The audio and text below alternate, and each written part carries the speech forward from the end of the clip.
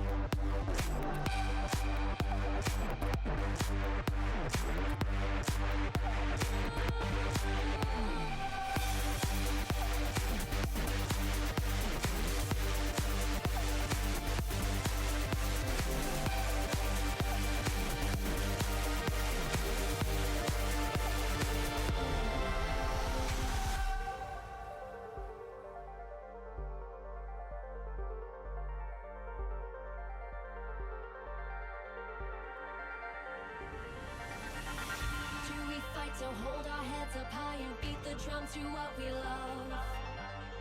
Risk the fall, or we have felt it all come crashing down from far above.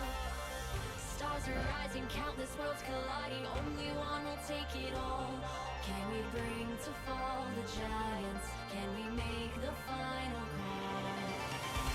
We are the ones to ignite the darkened skies. The champions.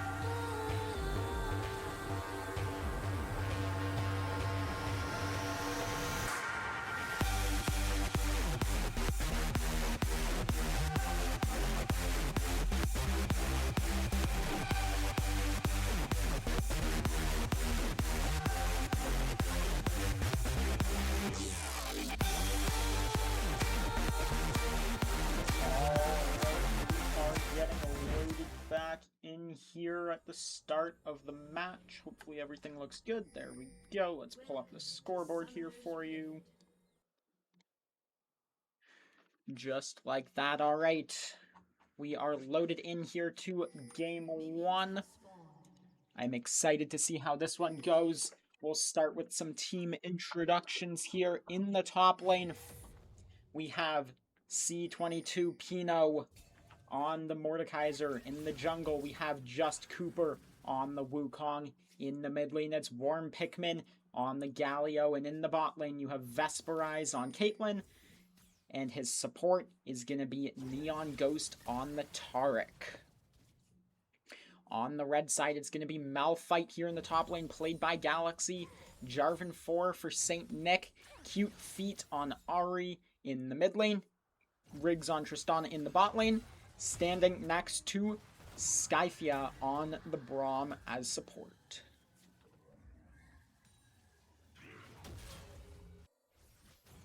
Alright, and it looks like we've got some early trading here going on. Ari poking out the Galio just a little bit, dropping below half health. We'll see what he can do to sort of neutralize that lane. Is going to be up 3 CS here in the mid lane as we look. Level up timer here from Pino. Going to be able to hit the E. Potential punishment here, but Malphite able to walk away and respecting that well enough. Galio now with some priority. That rank in his W going to give him that magic damage shield, making it a little bit easier to stay in lane against this Ahri. As his CS numbers are dwindling just a little bit. The gap fallen now to just about 2. We see level 3 coming out. Charmed, taunted, everyone just standing still trying to hit each other. As Warren Pikmin now gets ignited and is forced to walk away and probably take a recall. It's going to be the Ahri Ignite used here in the top lane. Another Mordekaiser E comes in, passive proc, but Malphite able to walk away. Going to be hit by the Obliterate, losing just a bit more health and is starting to look low on mana, so we'll have to be careful about that in the coming minute or two. But both junglers here completing their first full clears. We see a charm flash here from the Ahri into the kill. It's going to be first blood over as Neon Ghost looking for a stun onto Riggs, but beautifully buffered. Tristana going to be escaping there relatively unscathed.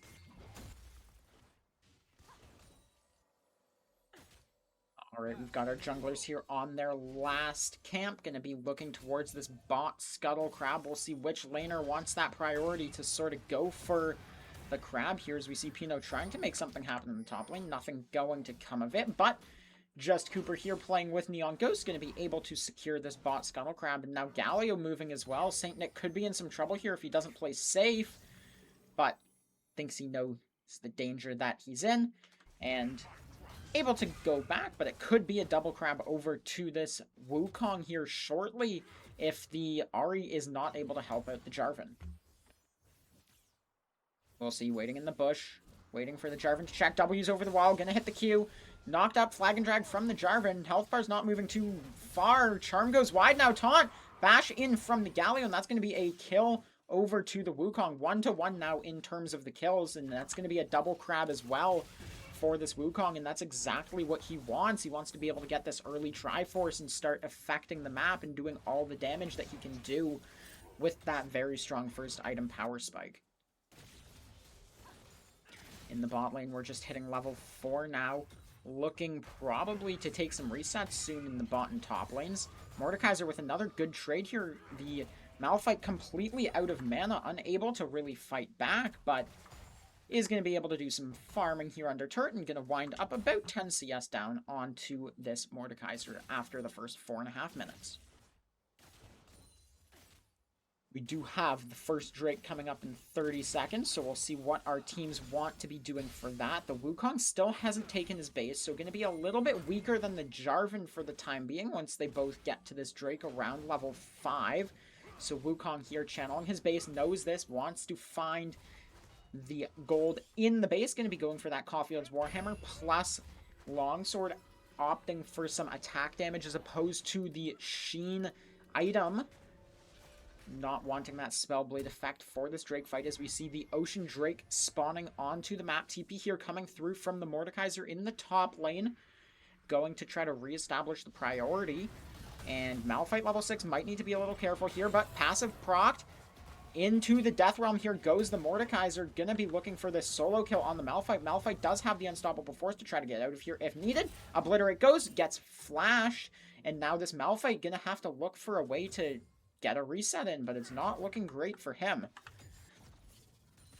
As we see in the mid lane now, Ahri does continue to expand the CS lead. Gonna be up 4 minions now, and we see warding the Drake is this Jarvan 4. Potentially going to look for something with the bot priority, as we see Flag and Drag coming in onto the Taric. Going to be 3 procs of the Braum passive. Tristana jumping in. Exhausted, stunned, Neon Ghost. Taric now is not dying fast enough, is providing a lot of healing, but finally does fall. Vesperize killing out this Braum in the meantime, and now the Jarvan's in some trouble. Going to be a double kill over here for the Caitlyn, and now the Tristana in some trouble. Blinking health bar almost if that Q hit, but is going to be forced to collect this wave under the turret, and we will see what happens with the Drake. It looks like they're trying to start it up. It's going to be on Vision, as now Charm coming in here from the mid lane. Galio trying to do something about it with the Justice Punch, but Ahri able to kite away as we see the Drake started. Now it is on full vision. Ahri is moving.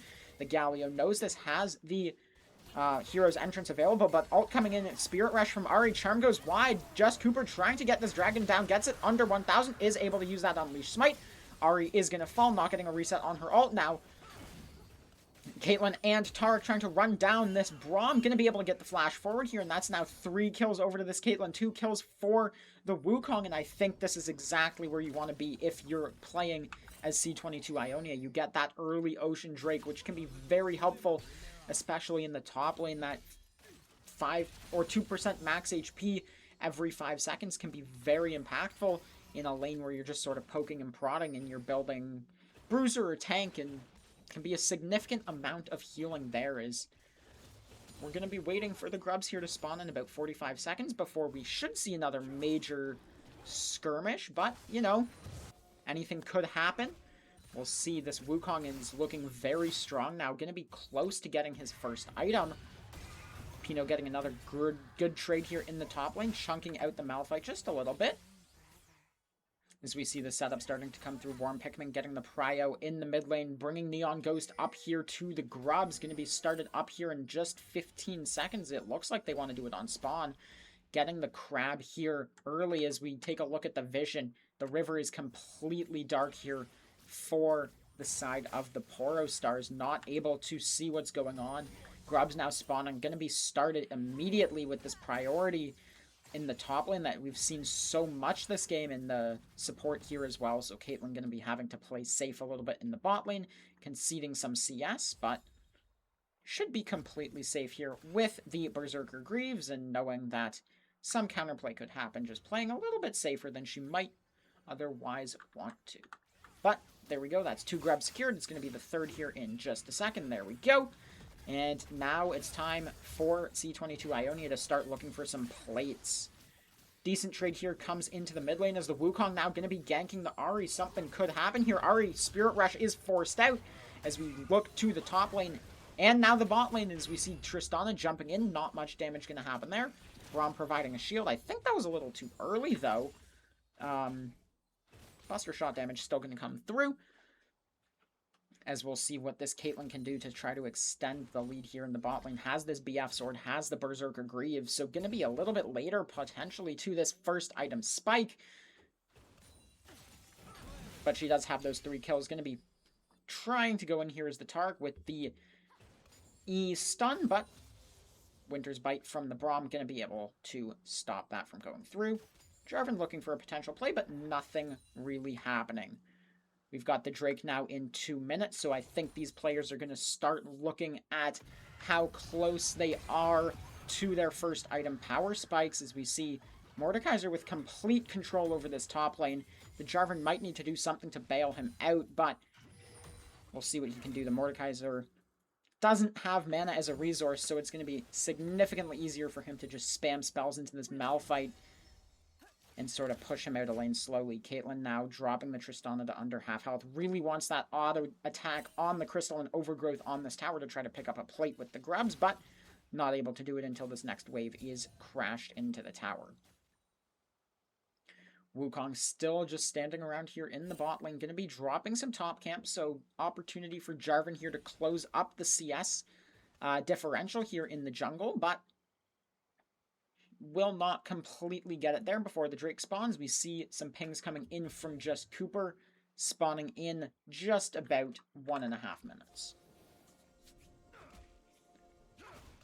This Wukong is going to be opting for the Eclipse first. Usually we see the Trinity Force as the first item coming through from the Wukong, but it's going to be Eclipse here, and should be the only champion with a completed item for this Drake spawn, so that'll make this Wukong very important to play around for both teams. If he can get onto the backline of the poronstars, it's going to be very difficult for them to survive, but at the same time, if they do manage to lock him down with Braum utility, it's going to be looking good for them, I think. At least playable in some aspect. Obviously not the only lead, but I think that's crucial if they do want to go for any form of contest on this Drake, as we see Ahri potentially trying to walk in, get some vision, establish that mid-prio, but Wukong's been down here for so long, and poronstars have been respecting it.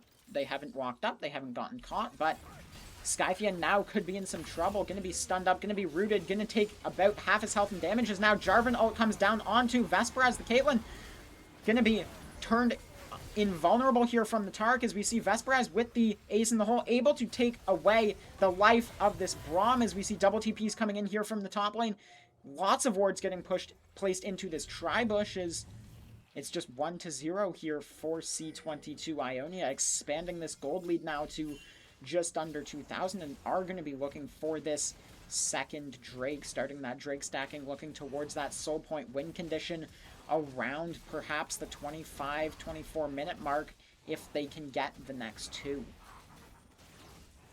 This is going to be completely off of vision here, so Braum in some danger walking up, but Drake smited away here, and wave crashing bot, and I think we'll see a bit of a lull in the fighting. For now, Warm Pikmin in the mid lane going to be just about out of mana, not able to really do anything there. Gonna have to look for his reset very shortly. Gonna be bleeding CS until we can do so, but maybe just enough mana to entice the Ahri into fighting over this mid lane. Wukong looking for some form of gank, but spotted out on a ward, and Ahri knows she has to back off, at least for the time being.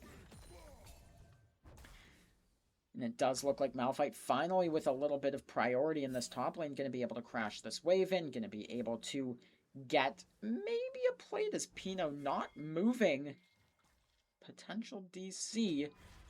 We'll see. Now channeling base. Alright, he's back. Interesting. Giving up a bit of CS there, but does have this Rylai's completed, so now this Malphite in a little bit more trouble than he would be normally. Unstoppable Force is going to be available for him. Is Jarvan here looking with this Flag and Drag, going to be able to knock up the Mordekaiser. E connects. We're looking for the Realm of Death, but it's not online. Going to have to flash out here as Pino. And we see the Wukong showing up late, but not soon enough. It's going to be a Cyclone here, maybe looking for one or two on the backside, but Jarvan able to take the Mordekaiser out before falling to the Wukong.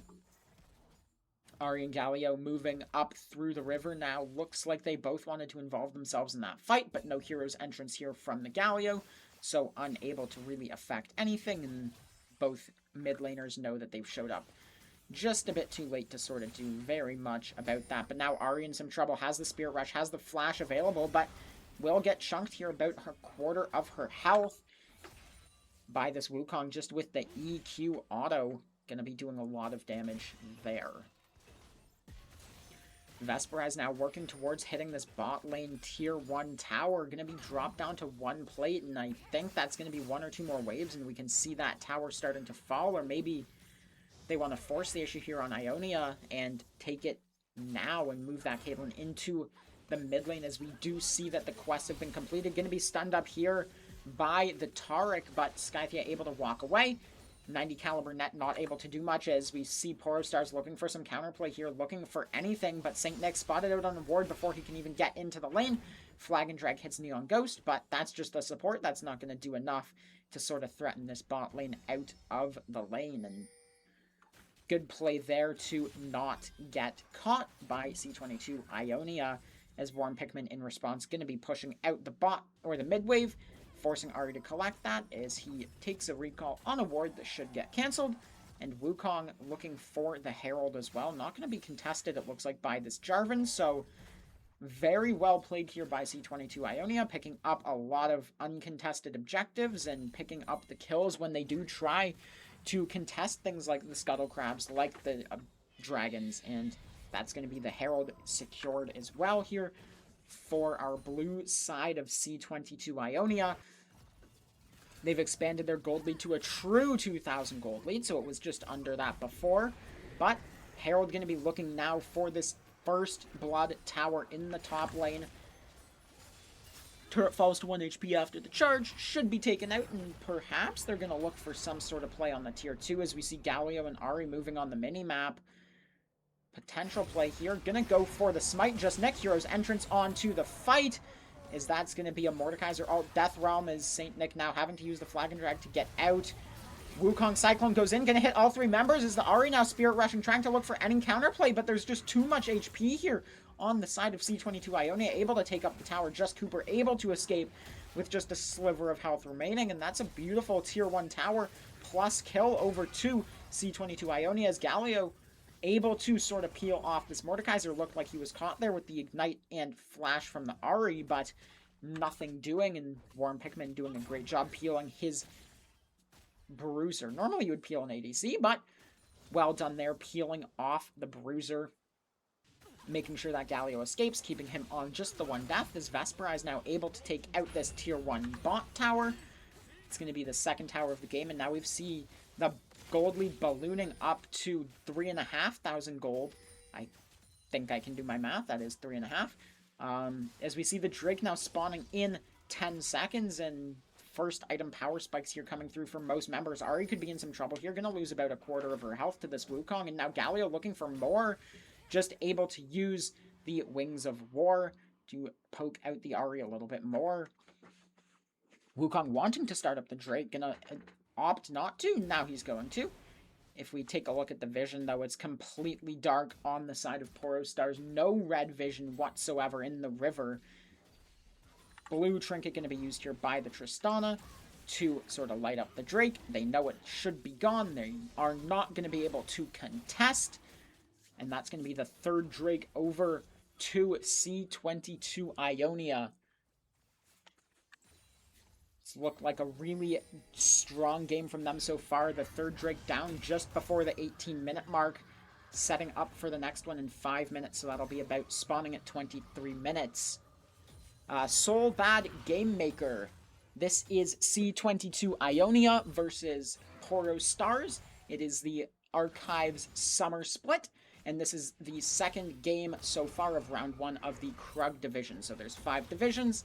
This is one of the divisions, going to be the second lowest one, but still going to have some great gameplay. The players rated around the low emerald to high platinum range. This is game 1, yeah. So we've got a 0-0 score right now.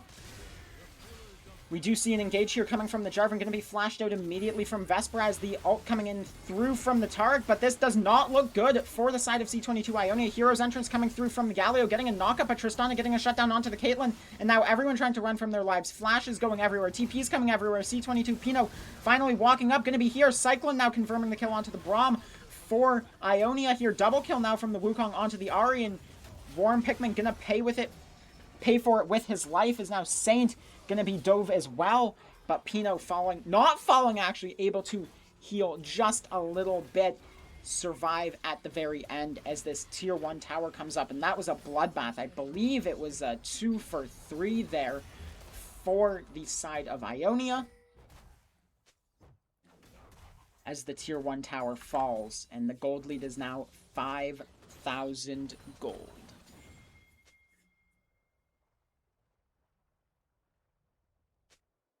Woo! That was a good team fight. I'm out of breath now, but this Wukong, 700 gold bounty, 7-0 and 3, only member. That's a lie, actually. The Caitlyn is also on 2 items. Caitlyn and Wukong, only 2 players on the Rift right now with 2 items. So we'll see what Ionia can do to play around that and sort of extend this gold lead as the Baron spawns onto the map here. We'll see what happens. Do they want to go for this 20-minute Baron? It's going to be a little bit difficult. We do have, this is the hunting Baron. You can tell because the pit has not really changed since the Herald and the Grubs were calling it home. But the hunting Baron, that means the lightning attack can do a lot of damage. It's 20% current health magic damage, and it can splash onto multiple members. So very deadly ability that the Baron can use there. So it makes it a little bit difficult to take that fight around the Baron pit if you've started it up. We do see Mordekaiser now looking for a trade onto Galaxy. It was a long trade, but the Kanik Rukern and the passive shield from the Malphite doing a lot of work to make sure that he doesn't lose too much health. Warm Pikmin looking for some priority in the bot lane, and its members starting to group up around this top side. They don't know they're on vision, but this could be the beginnings of a Baron angle. We see the Realm of Death here from the Mordekaiser. It's going to be the call to start going in. Flag and drag here from the Jarvan. Going to be chased down unknowingly into multiple members here of C22 Ionia. Tries to flag and drag into the Baron pit. Nothing doing, as we see Galio now coming in with the hero's entrance, getting a massive knockup. Taric ult coming through, going to give some invulnerability to the front line here of C22 Ionia, as Vesper is completely untouched in the backline. Just Cooper, full health, able to chunk out the members here. Skythea finally finished off by the ace in the hole, and it looks like we're going to have a blast cone into the Baron pit to start it up. We've got the Drake in 1 minute. So C22 Ionia here going to be looking for a quick Baron take, down to 8,000 already, and then going over to this Drake spawning now in 45 seconds, so they'll have to get some more vision control back there as we see some wards expiring on the minimap. And I think if you're the poronstars, this is well past the time of being concerned about the game. You have to start thinking you've maybe got 1, maybe 2 fights left if you can push the waves out far enough, but it's not looking great, and this Wukong is going to be building towards the Death's Dance here. Should have it shortly, not for the Drake fight, crucially. So you have to think, how are you going to stop this Wukong, stop the Caitlyn, because they're the 2 most impactful members here of C22 Ionia, as Mordekaiser now looking for something, looking for an invade, maybe this Gromp, but Jarvan spotting him out, flags and drags away, as this is going to be the sole fight here, started up from C22 Ionia, going to be spotted out on that blue trinket, but the Drake already on 5,000 health as St. Nick and Warm Pikmin going at it in this tri-bush. St. Nick not able to get into the pit whatsoever. 2 fights sort of happening here. Ari able to assist the Jarvan with the Cataclysm. This could be a massive steal. No. Blue team able to secure the Hextech Drake, as we see the Jarvan finally falling to this Wukong, and the Mordekaiser in the front line tanking for so long. Not dead. This Riftmaker doing so much work as Vesper is able to pick up the kill onto the Malphite. Blast Cone here out from the Braum, flash out from the Ahri, but ace in the hole does not miss. Doesn't care if you flash it. All it needs is vision and an unblocked target. So Ahri isolated there. No one able to help with that, as we see the Baron Siege now coming through with this Hextech Soul. That's going to be the mid-tier 2 turret falling. And there's lots of options here from Ionia. It looks like they're going to opt for the mid-tier 3, but they could also do something like TPing here. Mordekaiser to the top lane, going to look for that top tier 2, probably after this inhibitor, and they've got a 10,000 gold lead. They have the Baron, they have the Soul, they have everything they could possibly want to finish out this game. The real option is how much do they want to play it safe. The Mordekaiser, obviously safe choice here, taking up this top tier 2, but it looks like potentially some form of base play is coming on. They're giving a lot of space here over to the side of the poronstars, and the Baron is going to be slowly ticking away. We can check how much is left here. Galio doesn't have it. Should have checked a different member. It looks like just about an 1/8 left, as we see flag and drag here from the Jarvan going in. Massive Cyclone triple man knock up here. Tries to go in again. Cataclysm going down from the Jarvan. The Targ able to turn everyone invulnerable, and now diving under the tier 3 top tower. Caitlyn picking up a double kill. Mordekaiser tanking it, looking onto the Tristana, gonna be ulted away. Triple kill, ace in the hole, securing that for the Caitlyn.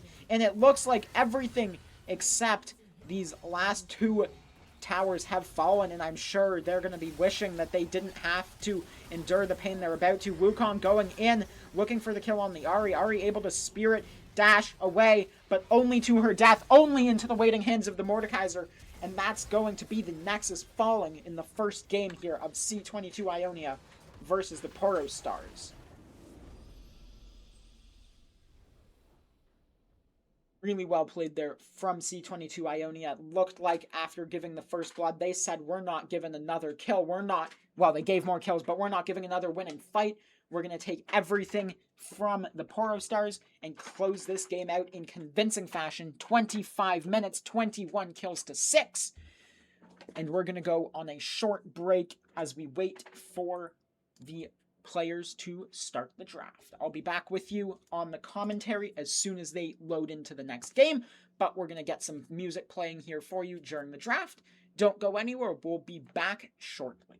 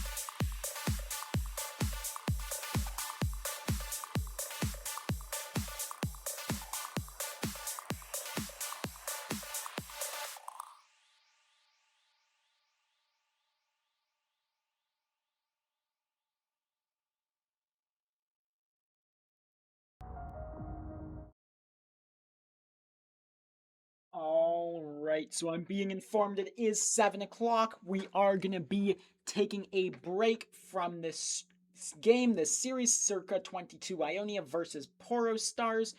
We're going to be waiting here now for the 7:30 match between Yuumi's Doms and Nova Glitch. The official stream will be starting up here in about 15 minutes, so stick with us until then. We'll get the music going back on, and we'll be starting up the official stream in 15 minutes for that series.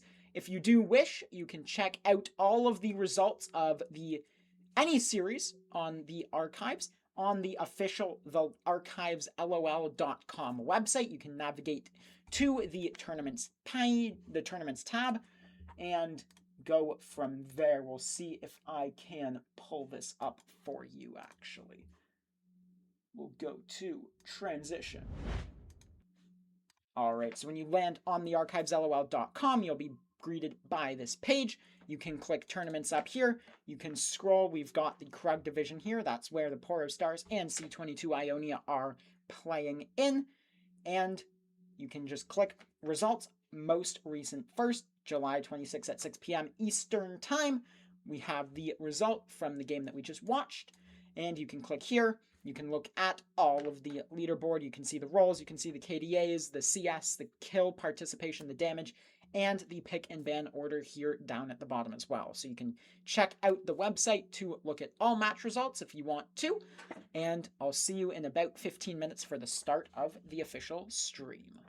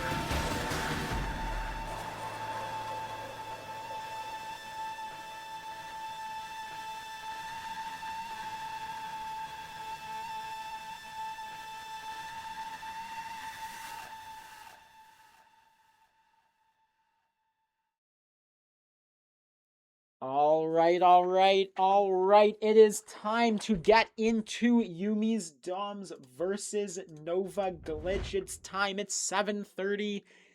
I'm here with Rylion. My name is T-Rex. I'll be casting tonight. Rylion's going to be producing with me. How's it going? I am now very hyped up for this matchup tonight for way more reasons than just the gaming, but it is going very well. Very excited here. This is the Gromp division. I'm actually a part of this division as a sub, and if I'm not mistaken, you are also in this division too, are you not? No, I'm playing on CAD Moon, so we are in the Got you. Krug's division, but I'm kind of flanking it because I'm actually subbing for, I believe it's the Cranker. No, it's Summer Split winners. What am I saying? I'm not subbing anymore. I think. I'm getting fired, but No, playing for them in the Baron division, and then I don't know, Shu LaGlass. He was saying that I might be subbing for Boundless Maw as well. So I don't know what he was doing earlier today, but might need to be sent to the mental health hospital because I don't think that's a good idea, but I'll do it if invited to. But a little bit of this, a little bit of that. You're kind of all over the place. You're like Krog. You can just be put anywhere to be used by anybody, and it's always going to be a positive impact, I think, you know. But your jungling also goated, though, got to admit. But these two teams here tonight, this is their first matchup of the summer split specifically here. We did have an Elder Division game, so this is the second, or I guess technically third, because we did have that game one for the matchup earlier there. And now Yuumi's Doms and Nova Glitch. Yuumi's Doms, you guys have seen these people before. You've seen the team name, you know the players. They're pretty goated, they're pretty good, they're ready to make another stab at the title here for the summer split. And then we have the newcomers, Nova Glitch. We have a couple of Nova teams, if I'm not mistaken, but we have seen Nova before. It's just, nice to have them in the summer split. I'm excited to see what they have to offer. Not too familiar with the players themselves specifically, but as we go forward in time, I'm sure we'll get some fan favorites here. I'm sure we will. We've got our players loading into the lobby as we speak. Both teams are in the drafter, so it's looking good for that. Hopefully we'll be able to get started in just a couple minutes. Absolutely. I guess a couple housekeeping things. Mega, the author of the archivesLOL.com website, has extended the Pick'ems window by another 24 hours, so that will be closing, I believe now it's in 21 and a half hours, so you have an extra bit of time to go do those if you have not yet. Or if you're metagaming, you'll have seen some games finished, you'll have some results in your back pocket, and maybe that's going to change what you think of the order and how the teams are playing and who's most likely to finish in each different place. Absolutely. And have you done yours already? I mean, I don't want to share any secrets just yet. I did do them. Perfect. It was very easy, I will say. Very incredibly made. I don't know. I don't even remember using the command in the Discord, but somehow it was saying I was signed in as me, and I'm like, all right, great, lovely. Yeah. We'll be here and we'll go ahead and do. I mean, I think it was from the stream that we had before. Did you do /Pick'ems to show them before? No, I did, and I showed my damn key. Yeah. No, you did do that. Yeah. I don't recall ever running that command, but it is working. So Mega hacked your stuff. Did /Pick'ems for you. Maybe, honestly, after the stream when I said I don't know, seems like a lot of work. Maybe you just gave me a key or something. I don't know, but. It's possible. The crowd averages is my favorite part because if you just aren't familiar with any of the players, or you just don't want to do any of the research, the crowd averages can either just be off vibes, names, or if they actually did their research. I think that's a pretty cool, neat feature that Mega added. So you can go with like the collective hive mind group, or if you want to go ahead and just put your own order in there. There's also a randomize button if you just want to throw it off entirely and smash randomize a little bit and then just let the gods pick for you. That's okay too. There's that button. There's that option. But the archives, LOL.com, the site is awesome. Mega and Owl and everybody else with the brains behind this operation to make this amazing site. Definitely go check it out. And again, if you guys aren't using this for your drafting tools for the players that are actually playing in the tournament, I have no idea what you guys are doing because this thing is amazing. It shows you all the alts. It shows you their win-loss percentage. It shows you previous records as well if they did compete in other splits. It's just a phenomenal tool, and it breaks it all down by division as well. So cannot argue there. But looking at these two teams, before we even get into drafts, before we looking at anything, I mean, how are we feeling about this matchup, and who were you kind of leaning towards before anything? I think I have to go with the legacy team here. Yuumi's Dom's the winner of the middle split middle division last split. There we go. That was a struggle, but that's my guess. Agree. We do have one player here restarting his computer. His dog apparently downloaded Cats Gone Wild, so gotta fix that. Some technical difficulties there. Love that but site. other than that, everyone looks to be just about loaded in. Perfect. Well, that's great. Draft. I understand that completely, though. It's a great site. Let my cat go. But let's I mean, do you want to highlight anything on the site real quick while we're waiting just for these wonderful people here? We'll get some visual stimulation for them. Yeah, we've had enough of this animation here. So we'll go and transition like this. All right. What do you want to show off here? Oh man, I mean, from the homepage, we don't have it just yet, but I am so looking forward to these stats leaders at the very bottom of the page, obviously.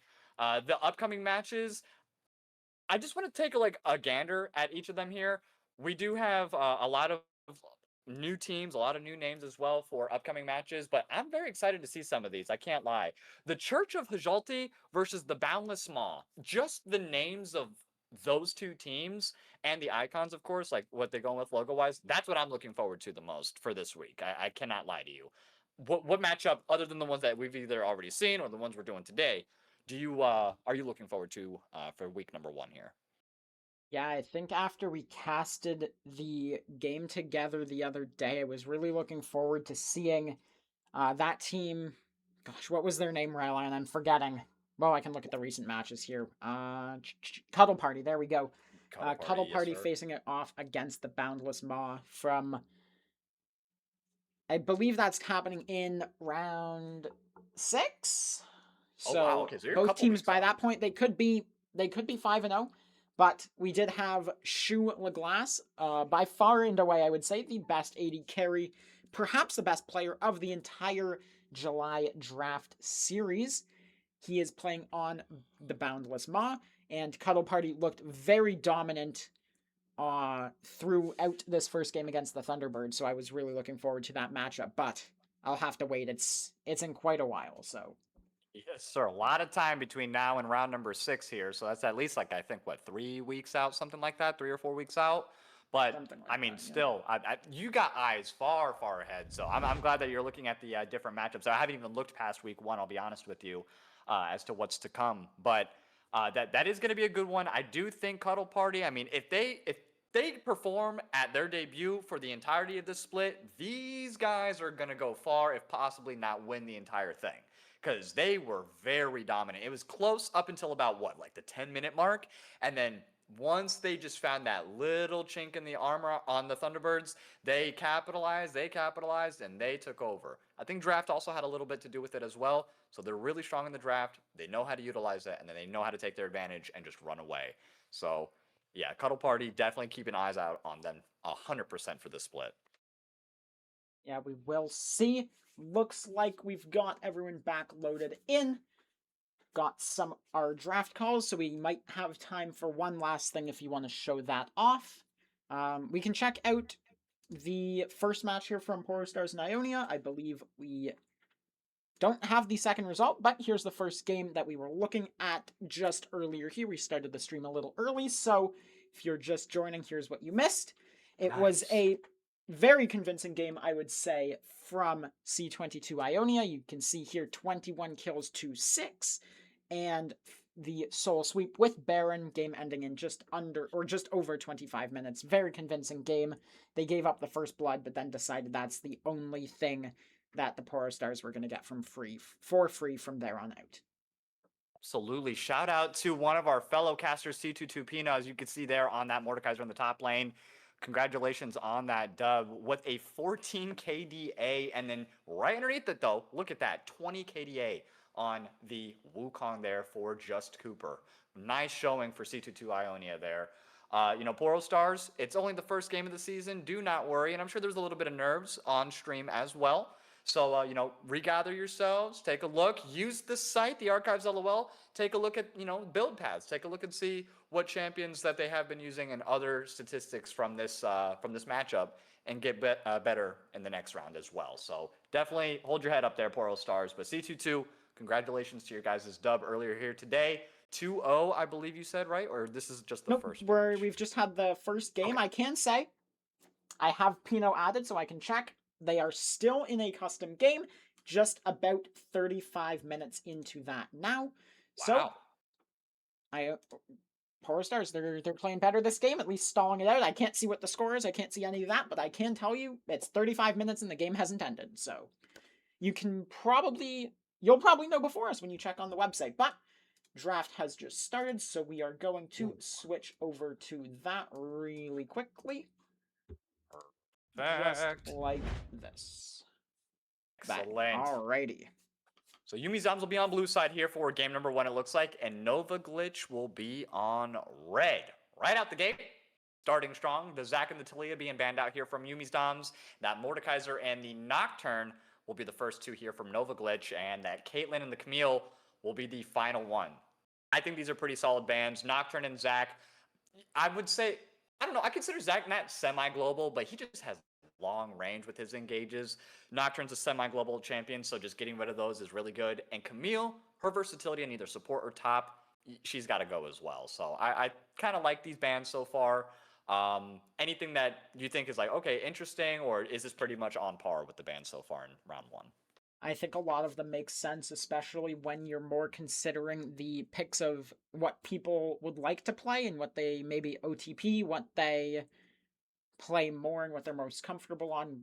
Just looking at that OPGG, looking at the archivesLOL.com, I think the bans mostly make sense, and do believe that this Viego is an absolute staple here from Nymphish. He did rename himself from the last split. I believe it was Trans Prime before, but renamed. Okay. So, same person, different name.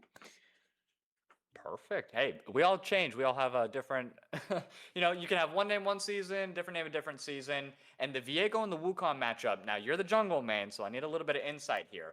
Viego is a very popular champion, especially in this server, right? We have a lot of Viego mains. We have a lot of Viego domination that we've seen. Last split, he was either picked or banned almost, I believe, every single game.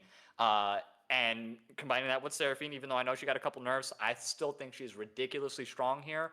I'm already liking Yuumi's setup currently. Nova, though, that Yunara and that Wukong, they're definitely not lacking damage, and they're definitely nothing to sleep on in terms of their combos. But Yuumi's, I think, right now has a slight edge. How are you feeling about that matchup and the jungle head-to-head?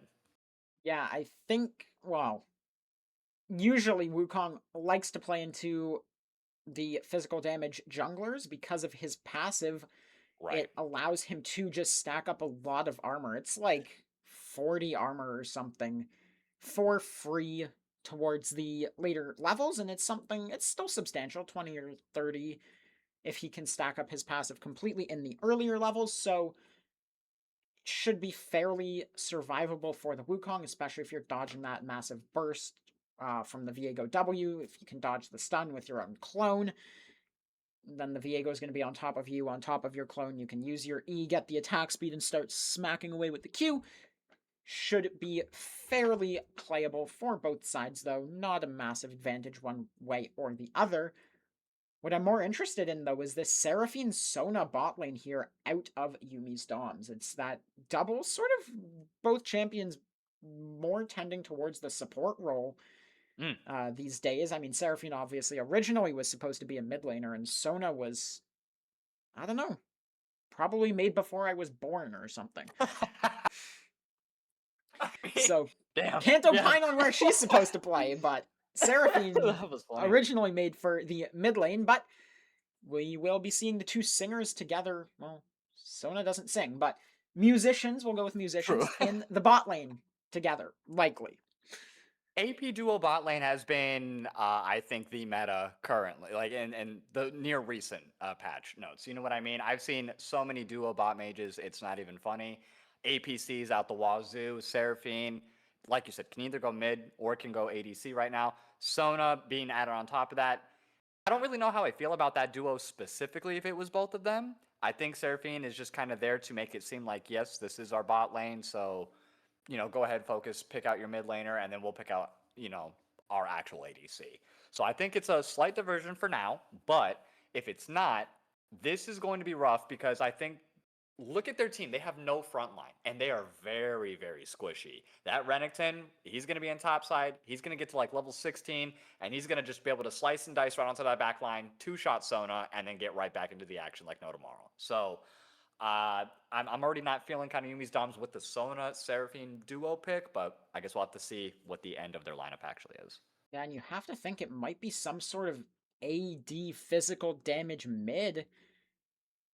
No, okay, we need more Nope. AP. Got it. All right, more magic damage. I guess there's no true tank here yet on the side of Nova Glitch, but maybe something like a Galio. I don't know. It's Yeah. could go fairly well into the Syndra and to the Seraphine Sona, but looks Ooh. like they're going to look for more artillery. Well, not artillery, is sort of Long what's it range called? poke, I guess. Yeah, poke control mage. There we go. That's the word. Yeah, there we go. Yeah. With the control. Victor. So getting that down, making that pick, and that's the full draft. I've got to ask, which composition would you rather be playing on here in the bot lane role that you play mostly? I personally would be playing into. I would like to have Nova Glitch as a comp instead of Yuumi's this game personally.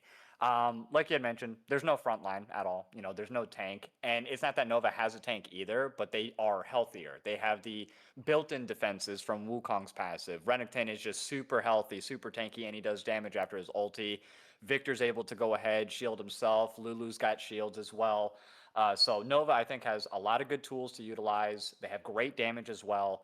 Yuumi's, I just think they might be lacking a little bit in terms of like that team fight. They get front to back. Who's going to run in first? Garen? Okay, focus Garen, blow him up immediately. Who's next?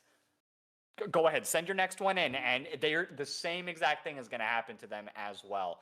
I don't really see these team fights ever being in Yuumi Dom's favor unless they get a pick off beforehand. That's really it. So I'm leaning towards Nova Glitch here for game number 1. I think compositionally, I would agree with that. We'll see what Yuumi's Doms can do to get around it and sort of make this a competitive game, and hopefully for them, get a win going here, starting off the series 1-0. But we'll see what happens. It's just game 1. It's going to be a best of 3 here, and our players are now loading into the game. We'll be loaded in about 4.5 minutes or so. So, anything else you want to go over before we cut to a short break? Predictions are live. Spend your channel points there on who you think is going to win game number 1. Yuumi's Doms on blue, Nova on red. But other than that, we'll go ahead and cut it to a short little intermission, and we'll be right back with all the action.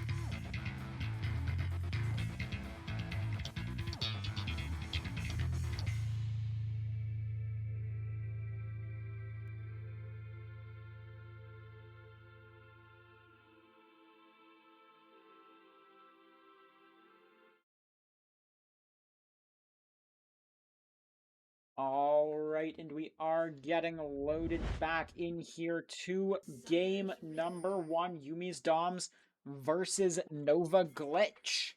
We've got an invade here, potentially a ward coming in through the side of Nova Glitch, but warded out by the Sona. Everything spotted, everyone on vision, vision everywhere. Yes, sir. And before the action begins, let's break down the players real quick and the teams that they're on. Yuumi's Doms on blue side. Starting in the top lane, we do have Greater on Garen. We have Nimfish on Viego in the jungle. Guppy, sweet Guppy, on Syndra in the mid. Dominant Yuumi, of course, on Seraphine ADC or APC. And Kazakura on the Sona support. What about for Nova Glitch over there, my good friend? And on the red side in the top lane, we've got Cole Monkey on the Renekton. We've got Ozymandias on the Wukong in the jungle. Hopefully I said that right. We've got Uppy named Soul on the Victor mid lane. And then in our bot lane, we've got Hound on the Yunara. And standing next to her is Blame My ADC supporting as Lulu. I love it. I love it. Ozymandias, by the way, great bad guy in Watchmen. Second best episode in all of Breaking Bad as well. And of course, a wonderful jungler here on the Wukong. And Blame My ADC, that doesn't get any more perfect as a support name. I mean, that's icing right there. Yeah, and we've got some significant trading here coming in the mid lane. Scatter the Weak from the Syndra, able to poke down the Victor just a little bit. All 4 pots already consumed from both mid laners. And health bar's only on half health, so it's been 2 waves and a lot of trading done in the bot lane already. Or in the mid lane. Absolutely. And both junglers seems to be, when I use the word mirror, oh, hold on 1 second. Nice damage, though, onto Blame My ADC. Has to use the flash and the heal. Both sums used immediately there. And has to back on off. Great trade from Yuumi's Doms. Yeah, and I am seeing that we can't blame our ADC for that one. The Lulu simply overstepped. Rooted by the Seraphine and forced to heal flash out of there. Not what you like to see in the first 2-3 minutes of the game. No, not at all. That name is ironically funny, especially for that situation. But yeah, that's that APC bot lane that we were talking about, like that duo mage bot lane. Someone said it earlier, like, can we get like a ban on that? I'm 100% in agreement. I'm so sick and tired of seeing it. Like, just play your normal ADCs, and then ADCs are going in the mid lane. It's just a crazy time right now for League. And oh yes, a nice gank coming in here from Nimfish. Burns the flash immediately on Hound. Sona, though, knows that Blame My ADC has no kill. Wants to go ahead and exert that dominance for support. Gets the first blood. Great job, Yuumi's Doms. Yeah, Nimfish could be in some trouble here. The bot lane not moving as fast as they might have wanted, but able to secure that bot Scuttle Crab. And now it's going to be looking towards this mid lane, towards this top river, to see if the Viego is going to be able to pick up 2 crabs, or if the Wukong going to even it out, as we see a 3-man skirmish here in the mid lane. Scatter the Weak. 3-man. There's only that was a Wukong clone. Anywho, yeah, gets 3 for 3, but gets not scattered. Stunned up. Nimfish missing the Viego W. We'll see Wukong should be fairly tanky here. Both junglers, or just the Wukong actually, with the Conqueror. Nimfish opting for the Hail of Blades, so going to be better in those short trades before the passive gets stacked up by the Wukong, but that makes the Wukong better in these long fights if no one explodes in the first couple seconds. Absolutely, and like literally everything you just said just came to fruition about that Wukong wanted to extend, and like you said, the Halo Blades there, great little short burst, but after that, it's like nope, definitely do not want to stick around here. And I Scatter thought the we were weak going from to the see, oh, Syndra. hold on. Auto have coming through. Not going to be quite enough damage. Not going to have the spells online. Victor going to be able to flash out here, but no mana, no health, and that's going to be a reset in a very difficult wave state. Guppy here deciding, probably correctly, so missing the melee, but opting to freeze this, going to force the Victor TP back and denying some CS. The Syndra should be up by the end of this sequence as junglers now finished the Crab +1 camp of their second clear. Nymphish looking for some form of invade, but the Victor right now could use some priority to move. It's going to be a gank here from the Viego, walking up Gravity Field from the Victor, trying to stun the Syndra, not going to work. Nymphish, scatter the weak, stun again from the Viego, and Victor now trying to run away to his jungler. Going to be able to escape, not punished for not having flashed there. The Wukong does have to drop Raptors forward, and now we see an invade coming through onto the Wolves from the Viego. The Halo Blades Viego, is that a typical tree? Because normally I could have sworn I see like Conqueror most of the time for That's Viego what I've for seen these most of the extended time, fights. but there's no tank on the side of Nova Glitch, so that could have factored into the decision, as now Viego could be caught behind enemy lines, not going to be on vision, spotted out now by the Wukong, and this could be dangerous for him. Absolutely. 4 Blame my enemy ADC with members the perfect closer collapse. than any Oh, no. teammate, but Flash coming through from Nymphish, going to let him get out. Wukong flashed forwards, trying to look for a kill, but not going to do anything. Starting up the Drake now, as dominant Yuumi getting poked out just a little bit by the Yunara, and now we'll see if Hound decides to drop this Drake. No, the Drake at level, I mean, It's a I was little going to say early. maybe not. It's a little early, I would say.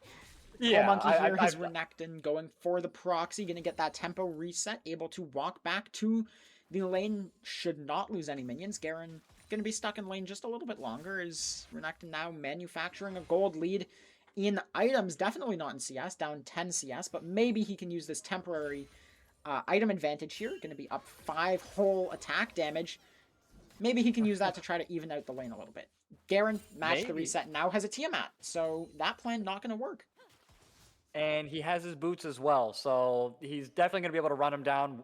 Renekton, movement speed is base right now, just what he's holding on to right from the get-go. So a little bit rough right here for the early start, actually, for Nova Glitch, and surprisingly so. I think the team fights is where we're going to start to see them kind of shine, though. I think their team fights are going to be very well. The Wukong ultimate, along with the setup from the Victor, that's going to be a nice little combo there. And Coal Monkey's got to be careful. Not even in level, so down 1 level, and like you said, that advantage that he had is no longer, so not going to be winning these trades overall. What would be the look here for Nova Glitch? If, you know, we're in comms, we're talking, what do we do to try to funnel? Who are we funneling right now? It's only 1-0, so plenty of time to come back, and oh god. Here comes Coal Monkey with the dive underneath tower, and just like that, the Demacia Injustice, one more tower shot. No, it is not enough with the refillable pot, and the Garen passive, he is able to survive. Great job from Greater. 2-0 for Yuumi Stomps. Yeah, I think it's got to be the Yunara. She's just such a strong team fighter. She doesn't really care about who she's attacking. She can attack the Garen and splash her Q onto the rest of the team. So I think it's Yunara. The other option here, I would say, I guess you have 3 real options. I'd say the Wukong, if he can get to this Triforce item spike, it can be very powerful on him. If he can get to that, I think he can start running the map just a little bit better than the Viego will on a similar sort of situation of items. But looking like Yuumi's Doms here going to go for this first Drake. Mountain Drake going to be giving 5% resistances to both stats, as Wukong has noticed that the timer past 8 minutes, that means grubs are going to be online. That means they can trade this objective. So going to be Drake here to Yuumi's Doms, and momentarily we should see all 3 grubs here secured by the side of Nova Glitch.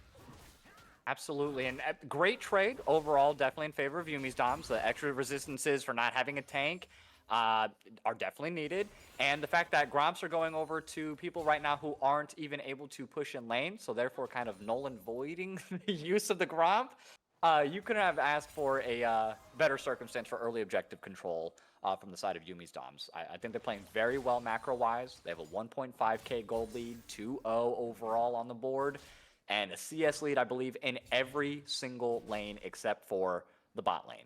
But other than that, like right now, Yuumi's Dom's just chilling in the early game.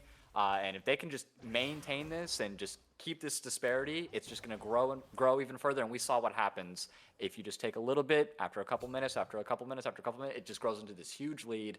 And then game one is going to be secured. But let's see if they can get a couple picks, though, on the side of Nova Glitch. At bot lane, though, keeps on pushing up, and with no jungle help, though, it's just kind of rough for them to capitalize on this Yunara. So, like, how can they funnel this for Yunara if she keeps on pushing up like that? The comms would be like, let them push into you. You have a Seraphine, you have a Sona. They hit multiple, minions here. This should be pushed up easily. Yeah, and if you are going to go for this priority, which I don't think is a terrible thing per se, I mean, Nymphish going to look to punish it here because they've been doing it all game. But you have to at least look for plates. Like this Crystal and Overgrowth, it's been stacking since minute 0, and they haven't hit it once. If they had hit this tower 3 times, maybe, just 3 autos with Crystal and Overgrowth, you'd have a plate maybe 2, as we see Wukong going in here. Gonna be Flash, Cyclone, Yunara going in with everything she has. Flash is out of the way, charmed up now. Second Cyclone here coming in through from the Wukong, trying to use the Heartbreaker to get out here as Nymphish, but gonna be able to fall first, and now Hound getting a kill. Everyone in the bot lane gets a kill. 1 over to the Wukong, 1 over to the Yunara, 1 over to the Lulu. It's going to be a triple kill. Okay, well, we asked, and the League Gods answered. They said, okay, you want to know how they get back into this? We go ahead, we get a Cyclone, we get a double knockup, from Wukong there, and then Yunara, you just stay in the back, perfectly healthy, and just do what you need to do, baby. And oh my god, Coal Monkey and Greater going at it again, he does have the Demacian Justice, but not quite low enough to really pull it off. But still, great setup. And now that they are back into the game, they have a 600 gold lead now in favor of Nova Glitch. And now I think this is where we're going to start to see the online. So they just needed that little pick-me-up. And I think from here, we're going to start seeing them really shine. Yeah, and you were asking before who they should funnel. They've not funneled at all. They got 3 kills, but on 3 different targets, so that they took the rolling pin, and they kind of spread out the dough, made it nice and even. Absolutely. Nice large surface area, so maybe that means they have more threats, more weaker What's threats. What's the gold not look like? Traditionally good, but gold on each team is even, so we'll see. Massive lead actually here, about 600 gold here for the Yunara, and the Lulu ahead as well, just 300 gold, but mid lane and top lane here, the solo lanes on the side of Yuumi's Doms are doing a much better job. Just getting some CS, Garen with that solo kill dive.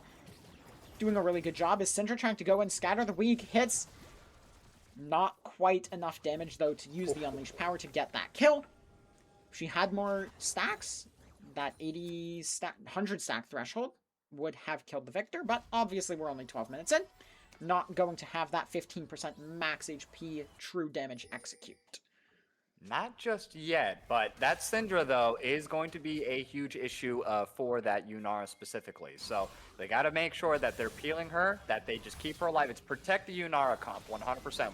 Like that was just said in chat there by Old Retired Fish. And Yunara, I trust. That is the currency right now for Nova Glitch. They're putting everything on her and saying, okay, this is what you need to do. I know we spread a little bit of the kills, but we really need you to lock in. We're going to protect you. We're going to make sure that you're the one that stays ahead. And topside, though, keeps on going back and forth, Coal Monkey and Greater. And Greater's always going to win out these trades because he has his passive.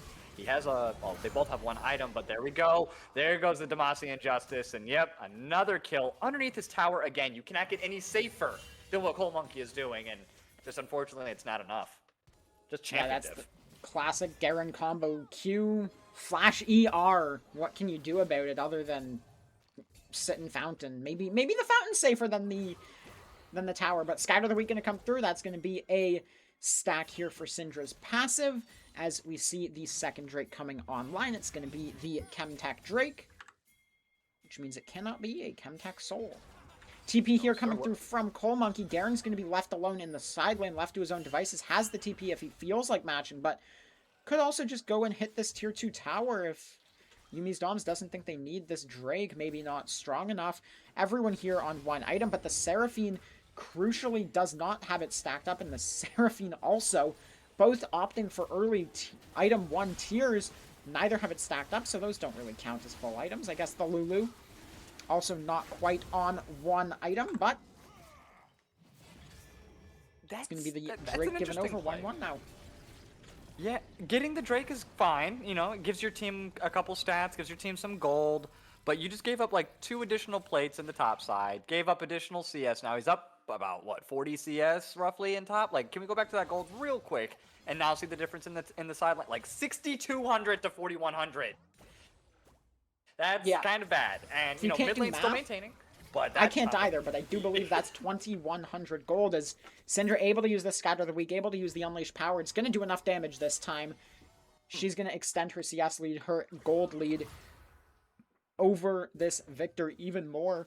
20 CS up now, and a solo kill. Yeah. That's, I mean, and Garen is scary. Especially if you are an ADC. He will just run right at you, Q, E, and then ult. And that's all he needs to do. And if that doesn't do it, then the Syndra will just follow up immediately and execute you with her ultimate. And, you know, when you have an Encore, and I don't recall Sona's ultimate at the moment, when you have a pretty much a double stun and a charm on top of that that can hit everybody and go pretty far in the way in the lane itself, like, their team fights are going to be okay.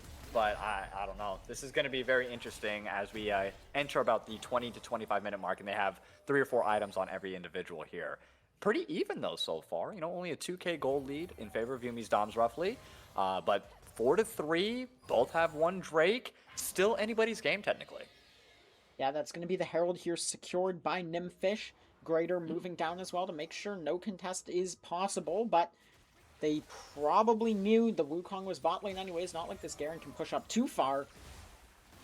But dominant Yuumi and Kazakura able to survive any sort of dive attempt, any sort of gank attempt here in the bot lane, as that objective was going through in the top side. Guppy here could be in trouble. Going to be hit by the Ray. Flash from the Wukong. Going to be stunned out of it by Syndra's Scatter the Weak. Going to be able to escape that completely scot-free. Wow, what a reaction from Guppy. Like, literally, that was like pixel perfect. Right as soon as the E came through, he said, nope, getting you right on, or the flash came through. We're knocking you right on back. Great reaction there from Guppy. Guppy versus Yuppie. Or is it Uppy? Guppy versus Uppy. I like that. Yeah, we'll see Victor here catching the bot lane. Now going to be swapping this Yunara to the mid lane. We'll see if Victor can do anything more against the Seraphine than he was doing against the Syndra. Maybe a little bit easier of a matchup, but going to be respecting anything that could happen here. Maybe the Sona's behind. Just going to channel his recall and head towards the bot lane with some more items. But Greater here, pushing very aggressively, has this ward on the Phalite, providing so much vision. It's very hard to get ganked if you have those comms from your teammates, if you know where maybe 2 members are. You just get so much vision from this Phalite. It's very strong. Absolutely. We'll see if you Getting can do deep anything vision with and it. knowledge is just so important, especially in competitive league, right? Knowing where the junglers are pathing, just knowing what their timers are, just allows you to maneuver and counter any kind of initiative that they're trying to pull up on the map here. So the macro play, great move, again, coming in from the side of Yuumi's Doms. Like, their vision has been phenomenal from top to bottom. They're not getting picked out a whole lot. They're able to go ahead, maintain their leads, and back off. They're not being overly aggressive or greedy. But hold on, we have another team fight happening right here. The Encore is going to go a little bit short, unfortunately. Dominant Yuumi gets some nice damage off to the backline. We do have a couple flashes. Yunara ultimate gets popped. The Scatter of the Weak knocks them back. And just as quickly as it started, it does end with no deaths on either side. What a scrappy little team fight there. Couple of ultimates still in hand. We have the Renekton, who's on top side, does have teleport available, along with Greater, who still has teleport available as well. But everyone is kind of done there. I mean, there was no Drake. Drake's not up for at least another, what, 2 or 3 minutes? I can't really see it, but it is just under 40 seconds. And as we were looking at that potential massive 4v4 skirmish in the bot lane, Greater picking up another solo kill onto the Renekton. Both flashes from the top laners going to be used, and you do have to start wondering, and some people are wondering, how does Nova Glitch even engage a fight? it's got to be starting with the encore. Like, Sona's ultimate isn't long enough in order to go ahead and really be that big of a difference. It's got to be the encore first, and then immediately into a Viego follow. Like, it just has to be that way, in my opinion. Guppy's able to go ahead and almost take out Yuumi here. Now waiting in the backside of the... Oh, hold on one second. I was going to say, I was like waiting the backside of the little divot there, but has to burn the flash, and that's huge before this Infernal Drake. And they are going to go ahead and turn their attention to it as they do push up the mid lane on the side of Yuumi's Dom. So trading a tier 1 mid for a dragon. No vision. They're not even interested in it. They got the Rift Herald off. They got the gold that they needed. And I think that's a perfectly acceptable trade there for Yuumi's Doms. Yeah, that's going to be the Drake here secured. Nothing much happening. Pushed in, got the mid prio, but not able to do anything here with it. And Yuumi's Dom's just going to have to go for a reset. And, well, they pick up the bot tier 1. Greater. Not scared of the Lulu. Maybe even if the Renekton's here, he's like, I can take this. I have Phantom Dancer. I have Stride Breaker. They can't kill me, but they can't kill me even if there's 2 of them. Yeah, this... As we've mentioned, the big ol' elephant in the room, all they have to do is just start building MR after a couple of the damage items, and it's like the damage output's going to fall off very hard. But that kind of does allow Nymphish to thrive a little bit if they don't build any armor, and Greater is going to go ahead. It looks like catch out Cole Monkey from Surprise with the little cheese strat in the bush. And with the double slicing and the dicing, he's able to maybe escape. There goes the ultimate. He's able to run him down with the Q. The stun comes through. He is not done yet. But yeah, with that tier 1, doesn't know where anybody else is at or who's rotating just yet. Gonna go ahead and back off from there. Burning the ultimate though. Nice little trade, and Baron is up. It doesn't look like they're gonna be starting it just yet, but 20 minutes, I mean, relatively low kill game, right? 5-3, only 8 kills in 20 minutes. But those kills have been super important. Objectives have been taken immediately. If not objectives, then it's just more map control. I mean, once we get an ace in either direction, at the rate that we're going right now, this could just be like a game ender if we actually do get like a complete team wipe. Yeah, it's mostly just this Renekton and Garen that have been... they're like a third of the kills. More True. than, actually, but... 100%. 4,500 gold lead here on the side of Yuumi's Doms. They are down 1 Drake, so there's a potential for Nova Glitch to sort of maybe drop the next Drake here coming up in about 3 minutes. And then looking for this top tier 1, top tier 2, and then that way they can make the gold a little bit more even. But Syndra spots out the Wukong, Scatter the Weak, and take like a third of his health bar, even through the Merc's boots that he's bought. I mean, the entire top side has magic resist boots. That's true. I mean, he's got built-in pen as well. It is Syndra, like, just an absolute beast of a champion, able to do it, those strong bursts, and I mean, we've all seen her. Great pick, I think, as well. Let's see. I mean, like, we keep on saying, how do they start these fights? They can't really. So it's just like Not a battle like of this. attrition right now. Ozzy No, very definitely. low, gonna be flashed on. Viego gets the stun. That was a Bluetooth Renekton W if I've ever seen one. Lulu all gonna come. Greater finally able to execute with the Demacian Justice onto the Wukong, but Seraphine now, Cole Monkey trying to escape with his life. Greater spinning onto the Lulu. It's double kill now for the side of Yuumi's Doms, but Yunara now trying to get some action, get some uptime, but not enough as the Renekton falls towards the backside of the fight as well, and that's a 3-for-0 here for Yuumi's Doms. I don't know why we're fighting there. I don't know why we're showing. We have no tier 1. You know, we know that there's 2 of them there in the 2v2. With Garen being level 16, you know, way higher than almost every single person on our team. You know, he's been now 0-4 on the Renekton. You know, I don't know why we're looking for those fights without our ADC being present. So yeah, just being able to get there at the very tail end of it is definitely not the look in a 2v5 situation. You know, 3 members down for at least 20 seconds there. And that's a very easy Baron for the side of Yuumi's Doms to just go ahead and secure. And again, mentioned in chat here, that gold lead, again, it's just every little bit that you can gain over a 2 to 3 minute period really stacks up when you get to the 23, 25, 30 minute mark. Now we have about a 6k gold lead in favor of Yuumi's Doms. Kills now, 8-3 of course, but look at that CS. 212 to 178, 199 to 64. It's pretty even everywhere else, and they're actually ahead on Yunara on the other side, but they've just been able to just maintain their CS lead. They've been able to maintain their kill lead. Like, And it doesn't have to be like a 40 kill game in order to have that much gold in the bank, you know? So I just really like this methodical play from Yuumi's Doms. They're just playing really slow and taking every win that they can get and not giving up any advantages whatsoever. Yeah, and the Garen there we saw stealing more than just the waves away, taking the Gromp away from this Wukong. Kaza going to be spotted out here by the Wukong, but is it enough? Greater's going to find himself on top of the Wukong, going to be able to execute him once again with the Demacian Justice, and now this bot tier 2 tower is under threat. The Victor going to be able to use his ult. Flash QE forward from the Garen. He doesn't even have ult. That's crazy. Okay, there we go. Victor finally going to fall. Kaza could have taken that kill 3 minutes earlier, but wanted to give it over to the Garen, and Greater's going to pay with his life for that. He gets the kill on the Victor, gets that gold in his pocket, but the Yunara, crucially, with 1,000 gold shutdown onto the Garen.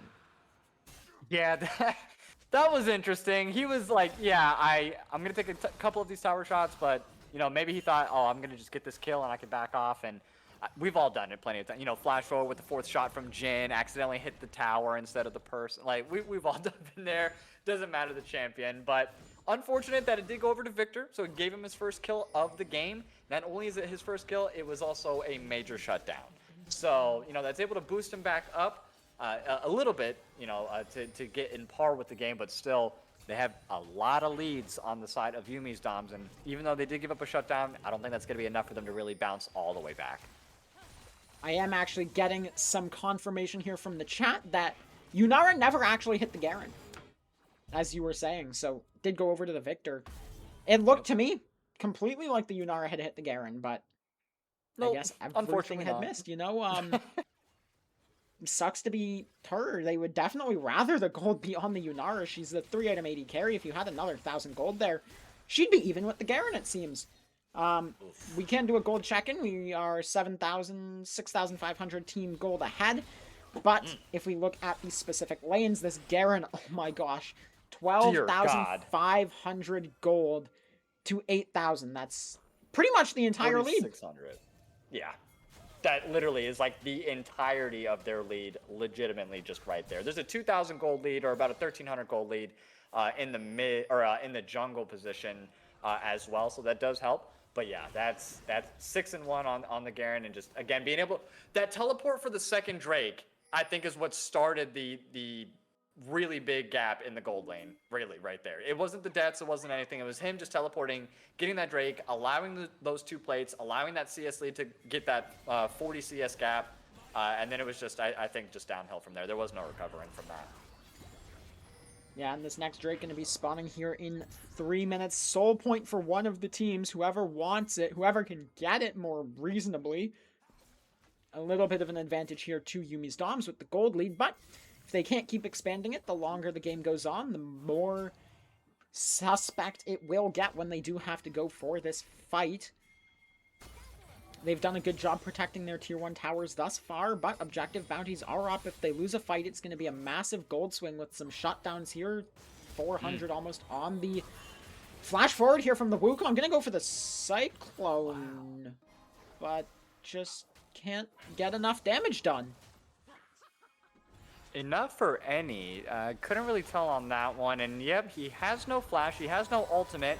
Has to suffer now with those consequences. Great encore is going to go through. The Scatter of the Week is going to go ahead.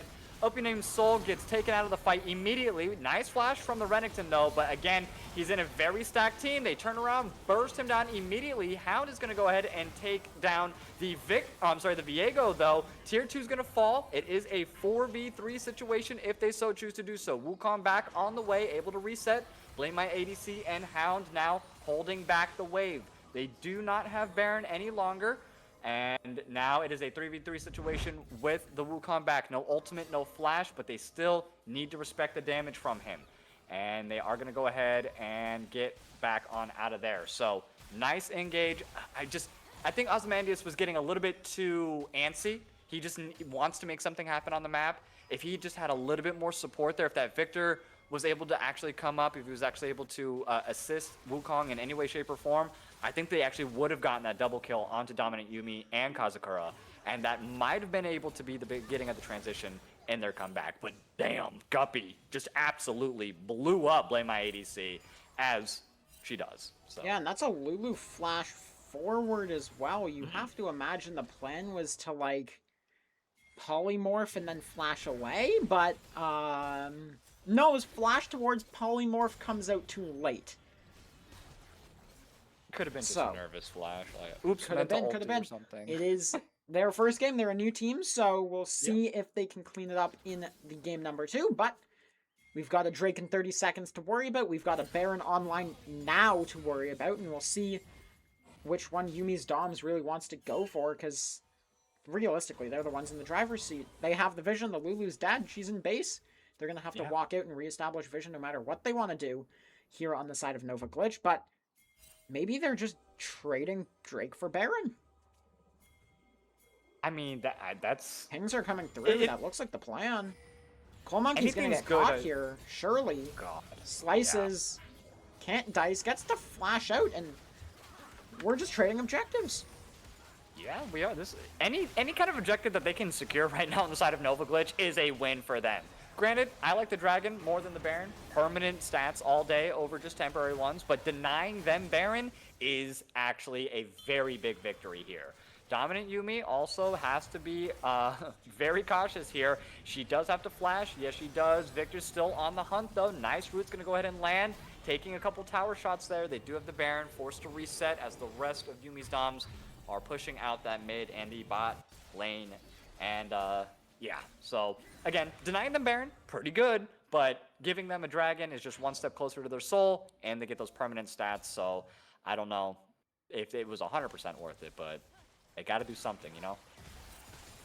Yeah, and we are starting to get towards 4th items here. We have Grader's Garen leading the charge, has the Deadman's Plate online now, so going to be able to run even faster, going to be slowed or inhibited less by slows. You know, inhibitors aren't the only thing that's stopping things, but that Deadman's Plate makes you a little bit less resistant to the slows. It's going to be nice for him to run at the backline. And right now, only the only member with 4 items, but this Yunara is getting close. The Seraphine getting close as well. We can't exactly tell because they can't pick up that last component. Seraphine looking for that Fiendish Codex before going into her full pen item, and then Yunara surely looking for the IE as we see Coal Monkey trying to do something here in the bot lane, but Grader able to chase him down, and this should be a solo kill, I'll say. Renekton goes, pops the Dominus. This is a way closer fight than Grader would want. He's up an entire 2 items, but close fight nonetheless. Demacia and Justice able to secure the kill here for Grader. Close only counts in horseshoes and hand grenades, my friend, especially when you're versing a Garen, because he is just going to use his passive, and he's right back to 100% health as if the fight never happened. So he doesn't even have to worry about backing or doing anything ever again. And it was surprisingly close. What was it? The Sterix Gauge shield definitely helped out. And it's a relatively short cooldown, so, you know, it should be back up by the time he wants to fight again. Grader, you know, bullying Ozymandias, has to flash the Gromp there. So they're just trying to deny anything that they can. I think that they should group up after the Baron, you know, runs out, and then they can go ahead and look for an ending here. Hold on. Grader has to be careful. Very nice. Oh my god. Blame My ADC getting caught out again by Nymphish and the rest of Yuumi's Doms. Now all 5 members are present. They are in the mid lane, and they are looking to end game number 1. Put this in the books and move on to game 2. Baron's still in tote, though, for the side of Nova Glitch for just a little bit longer, though. So they do have those empowered Baron minions to deny the siege just a little bit here. No waves even pushing in the favor of Yuumi's Dom, so they're just right now wasting time and just escorting the essentially gold right into the pocket of Nova Glitch. So it's, how do they close this out? What do we wait for Baron, try to get it, and then do it? Do we group up as 5? What's the game plan right now if you are Yuumi's Doms and you're their jungler? Yeah, I think Nymphish here, he's been doing a good job stealing away resources from the Wukong where possible, but there's just so much darkness on the side of Nova Glitch that I think you can probably just play around in some of this Fog of War, look for an engagement, and you can kind of hit them with their wallet. Wukong going to flash cycling forwards as looking for an engage. Yunar now coming forward. Big charm 4-man from the Seraphine. Everyone just God. exploding greater now into the backline, looking to spin. Mach 7 here. Ozzy trying to do anything but shut down by Nimfish, as now it's just a march into the base. That's going to be a 4-for-1 in favor of Yuumi's Dom's Greater. Flashing forward, hits the Q, hits the E. Doesn't need the Demacian Justice. Good thing because he doesn't have it, but that's going to be an ace. And only dropping the Sona in the meantime. Absolutely, and I mean, it was a good look, you know, it didn't seem like anybody else was present or around. You know, if you're able to pick off that Seraphine Sona, they're squishy, we can go ahead and get a little bit and back off. But that Garen waiting in the wings of the Fog of War, able to show up, shred them all, and do Garen things and secure game number 1 here for Yuumi's Doms. And it was just unfortunate that Yunara popped her ulti and then literally dashes into all of that damage immediately. So just unfortunate looks, unfortunate timings, but that's okay. Mental reset here for Nova Glitch. And, you know, round number 2 or game number 2 should be up here in just a little bit. Any closing remarks or anything before we cut it to a short little break and get ready? I think Yuumi's Doms played that really well. We were skeptical of this Seraphine, of this Sona, but I think that Nova Glitch had just stacked up a little bit too much. In that last fight especially, we saw the massive utility that they can provide. It was like a 4-man, 5-man charm into... surely the Sona ult was layered. I didn't see. I was busy being shocked that everything had sort of just exploded. But those ultimates providing so much crowd control, and I think just too much grouping up, but they had the wallets, they were able to slap them with it, able to get this first game, and for Nova Glitch, hopefully game 2's better, shake off some of the nerves. Absolutely. Well, we will catch you guys in just a little bit. Do not go anywhere. Your boy T-Rex and Ride Lion will be right back.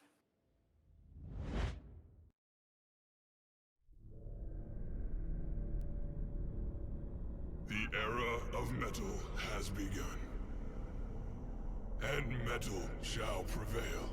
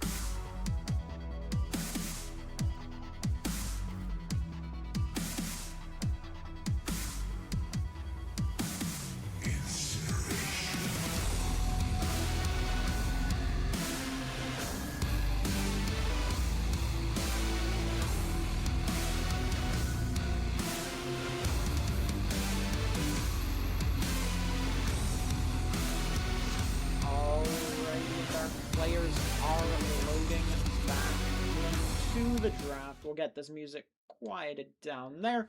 We'll transition in and we'll take a look at the first part of our draft. Absolutely, and it was a great game from Yumi's Doms, and they were Doms indeed. I mean, the beginning of the game, very slow. It was a very relatively low kill game, around 20 minutes. We only had about 8 kills, and then it just kind of just picked up from there in those team fights. And at the very end, I'm not gonna lie, I thought there was like a little moment there. It's like, okay, this might be the comeback for Nova Glitch, but then Garen showed up, spun and won, and the rest is history from there. 1-0 right now for Yumi's Doms. And to give you guys a little highlight real quick for the previous series that was on in the very beginning of the stream, C22 Ionia versus, oh my God, what was that team name again? It was poronstars. Thank you. C22 Ionia won 2-1 overall in the series. So it did go to a game 3. It just ended a couple minutes ago. So congratulations to C22 on that. But looking at this draft here, seems like we have very similar bans that we had to game number 1 on the side of Yumi's Doms with the Zac and the Camille. The Nocturne I think I recalled the Ziggs, but I'm not 100% sure, from Nova Glitch in round 1. And then there's the Diana as well for Nova. So still, I think that APC is fresh in the mind of Nova Glitch. I still think that we still might see it, of course, but getting rid of Ziggs is a very good call. Yeah, we can actually just check in on the draft. The first one, it was the Nocturne Mordekaiser Caitlyn. So, okay, yeah. Taking out some different champions this time on the side of Nova Glitch, but exact same champions on the side here of Yumi's Doms. Same bans. And now, first picking the Caitlyn instead, so don't need to ban it if you're just going to pick it. Yep, exactly. You know, if you can't beat them, join them. So, you know, we'll, instead of taking it away from you, not only we're going to permanently take it away from you because it's fearless, but we're going to also get to enjoy playing it. So giving up the Mordekaiser, though, I think is a little bit interesting. Now, if Grader's able to do what he's able to do on Garen, I can only imagine what Mordekaiser is going to be like. You know, he's a very strong duelist, very, very good dominant top laner. Getting rid of the Diana, I think, is a interesting choice. You know, I don't know if that's as strong as the Mordekaiser personally, but Nova, they know what they're doing here. And I think with them being able to get a comfort pick on Caitlyn, if it was prioritized from Yumi's last time, I think we might see a much more enjoyable game here from Nova in round 2. Yeah, and we see the Karma here. Kazakura taking the Karma away from the Caitlyn. Karma, maybe an Ezreal. No, it's going to be a Xerath. Nope. That's a little interesting. I wouldn't have expected a Xerath with the AP carry role with the Karma, but could always be Xerath mid. The flexibility is just unreal we'll see, nowadays. Yeah. I mean, there's a lot of flexing, right? It's really opened up where champions can play and makes predicting drafts a heck of a lot harder. So we'll see. It's going to be the Caitlyn Nami here coming out on the side of Nova Glitch. Caitlyn Taric. So Taric was a pick that we actually saw C22 Ionia play and used to great effect later or earlier in the stream in game 1 that Taric able to peel was actually for a Caitlyn very successfully and preventing the dive and the engage from taking her out before she did too much damage. This is already looking. I mean, they drafted really well last time from Nova Glitch. I cannot lie. I thought their draft was amazingly perfect compared to Yumi's Doms, but the draft is only good on paper. It's the execution what really matters at the end of the day, right? So you know, I think it's a really solid 3 starting off from Nova Glitch. Yumi's Doms already going with their pokey, iffy maybe bot lane duo here, or this is a Xerath flex, and you know we're gonna hold on to that pick. Not entirely sure yet, but Xin Zhao is gonna be the last lock in here for Yumi's Dom. So they have their engage jungler, they have their pokey APC with their pokey shieldy support. Seems like a very similar draft to last game for Yumi's Doms. Yeah, it does, except perhaps a little bit more traditional, I would say. I mean, Seraphine Sona I wouldn't call traditional, but Xin Zhao Enchanter, definitely a more traditional sort of combination. Almost always is Xin Zhao played with an Enchanter if you look at pro play in the last bunch of games, but we'll see how it can work with the Xerath as well.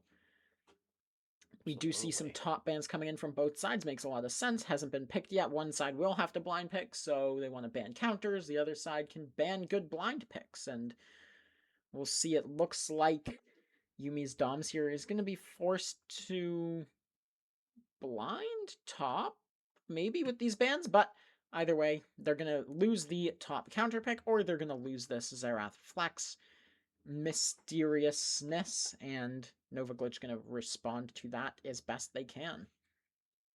What jungler do you think would pair well with Nova Glitch's comp so far? What would you be eyeballing, or what would you be calling out as your jungle pick?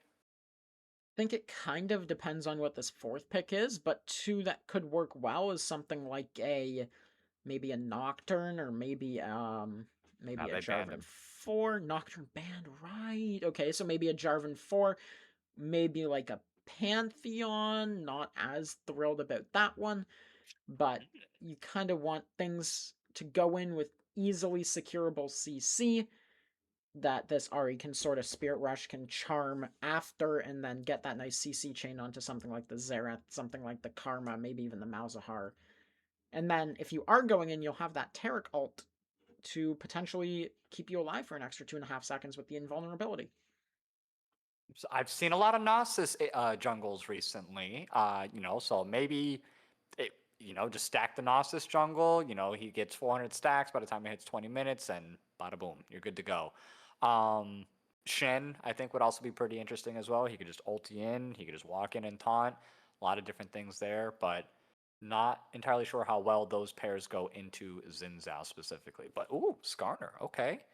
Nice tank, nice front line, has the CC that you were talking about with the ultimate, can also just knock them and push them into the terrain. So I do think that's a pretty good combo. I don't know how effective he could be in the mid lane unless they're pushed up a little bit. So if he can get a nice little flank off, then yeah. But I think bot and top are going to be his like best case scenarios there for Nova to gank with Skarner. But okay, I kind of Nova's comp. They're very tanky. It's just all the damage, unfortunately, kind of relies on like Caitlyn and Ahri. If one of them gets taken out, a lot, that's like 50 to 33% of their damage just gone. While on the other side of the map here, we have Yone, Malzahar, Xin Zhao, and Xerath. Karma, arguably, as well, who really do like an ample amount of damage output. They're just not very tanky. So I'm going to lean towards Nova again for their comp, but I think they just might be a little bit too heavily reliant on that Caitlyn and on that Ahri. And if they can do a good enough job protecting them and peeling for them, then I do believe that they might be able to win this one and take it to a game 3. How about you? Yeah, I think this Caitlyn just has so much pressure on her to play well, and Nymphish last game on the Viego was able to put in a solid performance, very strong Viego play there. I think the Xin Zhao is going to cause some problems for the Caitlyn, just with the dash onto her, and then that's such a long range dash that you can't really block, and then you can throw up the ultimate as well to prevent the other team from sort of peeling it off. You get that knockback, you get the invulnerability if they're outside of the Xin Zhao's sort of arena that he throws up.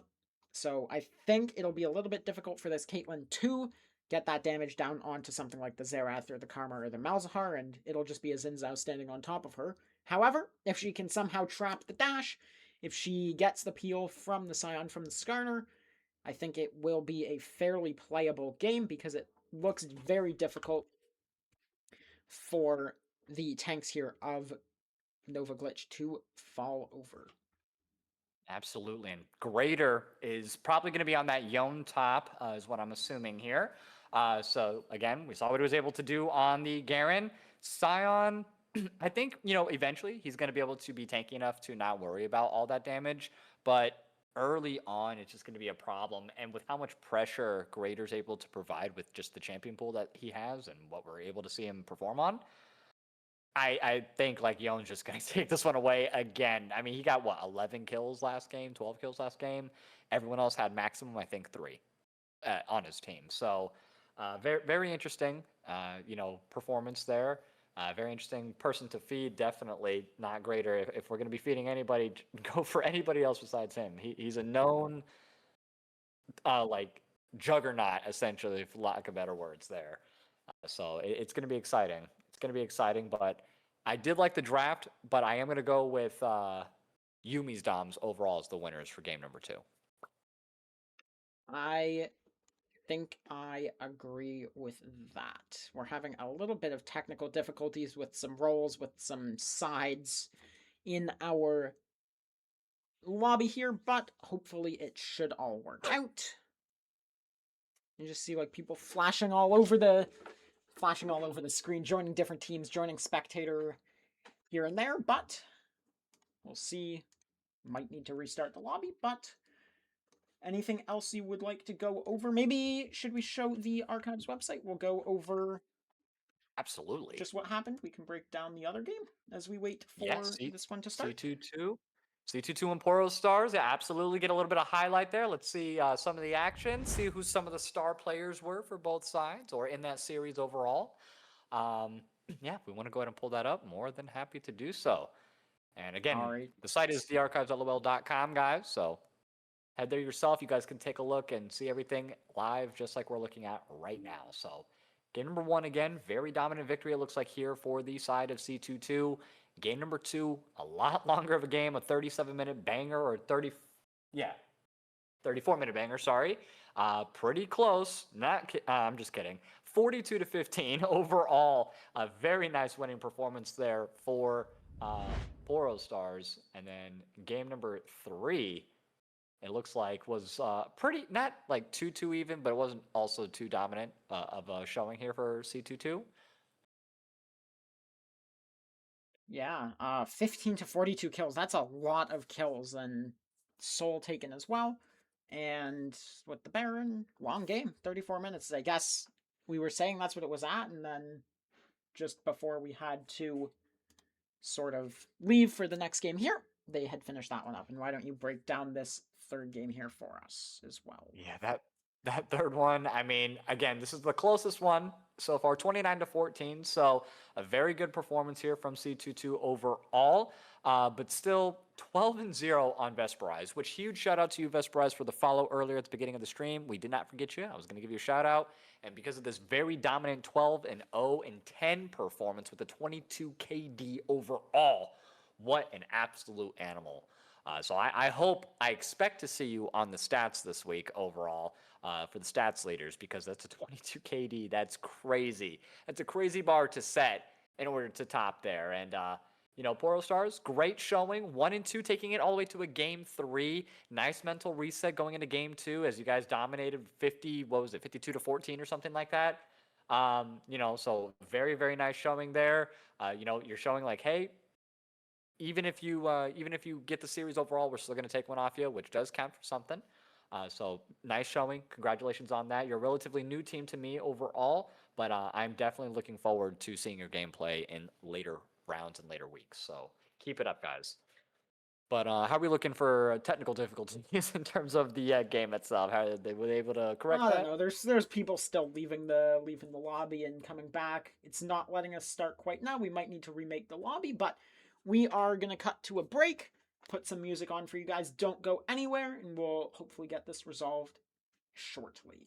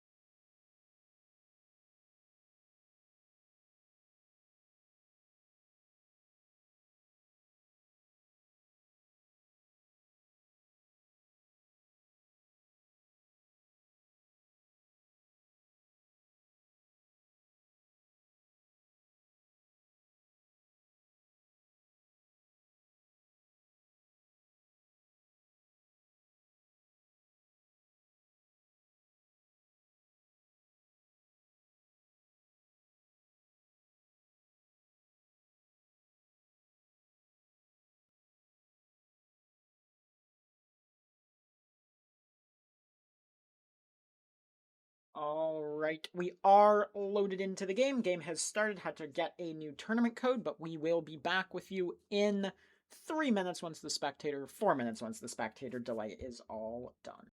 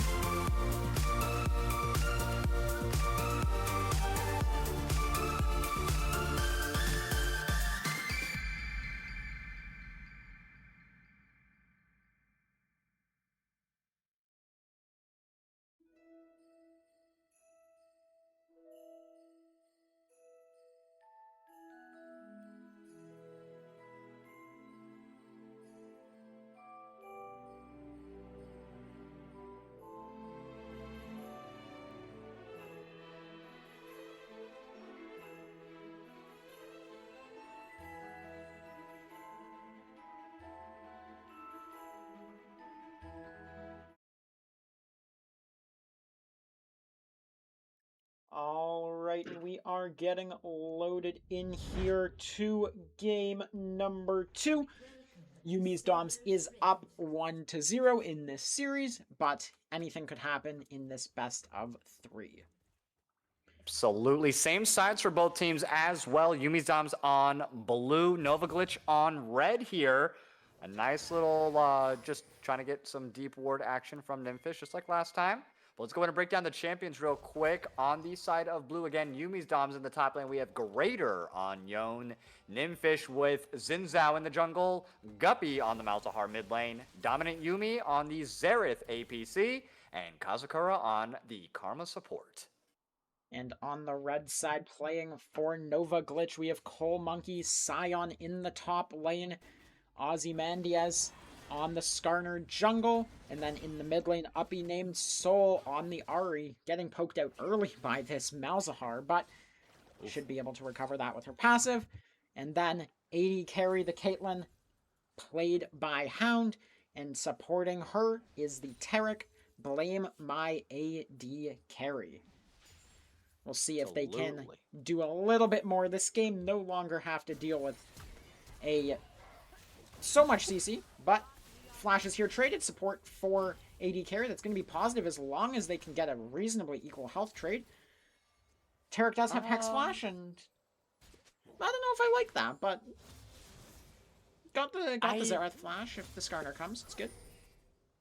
I'm gonna lie, or I'm not gonna lie. I definitely did not like that trade. Normally, it's like you funnel the E or you channel the E and then you flash at the last second so that way they can't do what they just did there and flash out of your E. So a little bit of an interesting look from Blame My ADC, but hey, at least getting the flash burnt means very easy ganks now for Ozymandias to hit for at least the next 5 minutes. So from now until about 6 minutes should be good. There's the stun that's going to go ahead and land. Focus from Hound there onto Dominant Yuumi, who gets the shields and the speeds upseas from Kazakura. And I think with the trade now going back to even, and of course level 3, once Taric hits that heal, they're going to be just okay. Yeah, it looks like it. Ahri's still getting a bit poked out, but able to sustain. Looked like Taric went for another Hex Flash, did not hit the stun, and now going to be rooted. Hit by the Xerath Arcano Pulse, but still sustaining relatively well. 1 potion left on both AD carries, no potions left on either support. As the junglers here are finishing up their first full clear, Skarner in the bot lane, and it's going to be pinged out here. That's just a timing ping, no vision here on this Skarner, but the bot lane now knows that they need to be careful of that Skarner gank. Yeah, they have to be careful again because we wanted to play through the Caitlyn we wanted to play through the Yunar last game, right? We wanted to play through Hound. I think we want to kind of do the same thing this round, right? We need to get Hound these kills, we need to get Soul these kills, and there we go. Nice setup. Runs into the terrain with the charm, immediately follows up, and the first play picked up by Uppy named Soul. That's exactly what we were just talking about. Great execution there from Nova Glitch. So that's what they need to do. They know, he still has flash in the mid lane, but they know that there's no flashes on the bot lane here. So I don't know why they keep on wanting to push up though.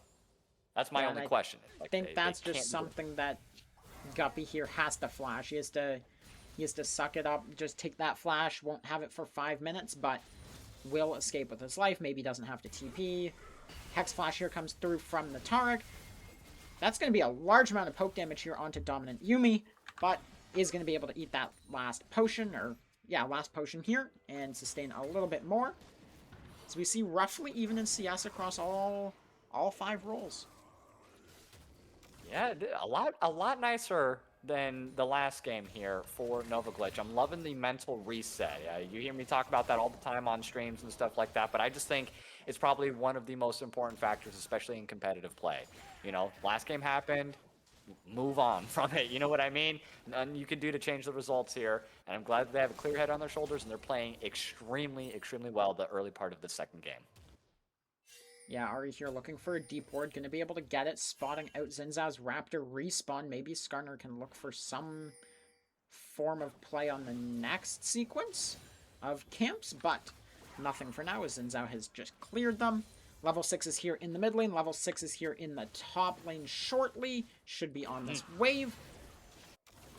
We'll see if something can happen with those extra abilities. Okay, and Scion's actually doing a pretty phenomenal job up there. Coal Monkey, you know, he's trading, getting the better parts of these trades. It looks like every time we go up there, Greater has lower and lower health, while Coal Monkey maintains, or he actually has a little bit more health than last time. So those grass procs definitely starting to add up. Like I said, later on, he's just going to get a little bit tankier, but early on, I kind of expected these trades to be in favor of Yon. But that really doesn't seem to be the case at this time. Yeah, and something that would be very nice for this Scion would be this Ocean Drake that they are taking away here. Ozymandias and Uppy named Soul starting it up. They know Xin Zhao should be pathing topside, which we can see he is. So that should be this first Drake, the Ocean Drake, over to the side of Nova Glitch, which will make the Scion heal significantly more than he would otherwise. It's not an insignificant amount of healing, especially in the early laning phase. If it's like second Drake, Ocean Drake, it doesn't matter so much, but first Drake, Ocean Drake, probably one of the stronger ones to get. Just Ocean Drake in general, I think overall, if you get it once, twice, or all 4 times, Ocean is just really good for that mana and that health regen. My second favorite one is the Cloud Soul, actually. I think I used to kind of talk down on the Cloud Soul. You know, oh, this isn't good. Nah, Cloud Soul is the bomb.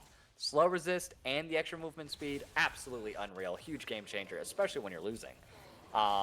You know, so that's my personal favorite. Yeah, and it really depends what type of champion you're maybe playing or what the game state is. Because if you're like behind, a Mountain Soul isn't what you really want. You need more damage. You'd want something like an Infernal, like a Cloud, so you can snap, engage, and hopefully blow them up. But if you are ahead, then the Mountain Soul is very favorable. The Ocean Soul as well, and you'll have the damage. You can just get more sustain. If you have tanks, you know, getting Mountain Soul is probably one of your best friends in the whole wide world. But we're not getting the Ocean this time, so we'll see what the League Gods have in store for us. The second Drake, I can't see the icon at the moment. What are we getting as a secondary Drake for the game? We can go take a little peek down here in the pit. It's going to be the Hextech Drake second. Ooh, perfect. All right, so Hextech, not going to be the soul for this game either. So maybe an Infernal, like you said. Maybe get some damages. I think that would be pretty fun to see. It's going to be Chemtech, let's be honest here. I was like, how? Chemtech Soul. Oh, Chemtech, not Hextech. Got you. Yeah, Chemtech, you know, I would say probably the most boring one, but... Arguably. Infernal's the most boring. It's just like, okay, well, yeah, extra damage. Great. We do have grubs here now spawning onto the rift. It's been 8 minutes. We'll see if either jungler wants to put some priority onto this. Both level 7. Coal Monkey here with a bit of an XP advantage in the top lane. And everything else looking relatively even. Significantly closer in the CS department this game as compared to last game. Oh yeah, absolutely. Only a 700 gold difference, and that's only because mainly the first blood really that was picked up, you know, in the very Guppy beginning could be of in the game trouble here. here. Has to flash out of the way of the charm after the Spirit Rush. Scion here as well. That would be a dead Malzahar, I do believe, if he didn't flash. And now Coal Monkey could be in some trouble. Camera wants to go bot. CC Immune goes in with the Unstoppable Onslaught. Ozymandias is able to lock the Xin Zhao down into the wall, but Scion's going to be going down here momentarily, I think. Yon flashing onto Uppy named Soul. Going to be able to snap back. Doesn't get the kill, but Coal Monkey falling into his passive form. That zombie Scion not able to get the last auto onto Nymphish, and he's going to walk away with just a sliver of health as he heals on that Scuttle Crab. That was a very good look by Coal Monkey. I think he overstayed his welcome a little bit too much there. You know, definitely not being able to play in that 1v3 and almost getting the kill, at least in his zombie form, would have been worth it. But great save there from Greater to his teammate. Flash and Pale here nice comes through from the Skarner. Yep. Going to be used by the Taric to guarantee that follow-up, and that's another kill onto Guppy. Walking up a little too far, knows the flash is down. That summoner was timed. Doesn't even need to be timed. It was used just recently. 2 grubs over to the Xin Zhao before the Skarner able to show up and secure the third. So no little grub mites going to be spawning this game. Flash stun here from the Tara, going to be straight into the Ahri Charm, and that's a dead Karma. This Taric able to roam, get some crucial kills, and extend a actual gold lead here for the first time this game in the side of Nova Glitch. I think Tarek heard my little piece of advice. Charge up the E and then flash at the last second. Pretty much undetectable, and you cannot dodge it. So, great job from Blame My ADC for that setup there. And that moves them now to 1-3. A very nice early lead, like you said, about a 1K gold lead currently. And let's see if they can maintain it. I'm liking this. We could see a possible 3-game series here tonight. A second one, technically. Yeah, we do have this Drake spawning in 30 seconds. It could be very impactful here. Greater able to dodge away from the Scion fully charged Q there.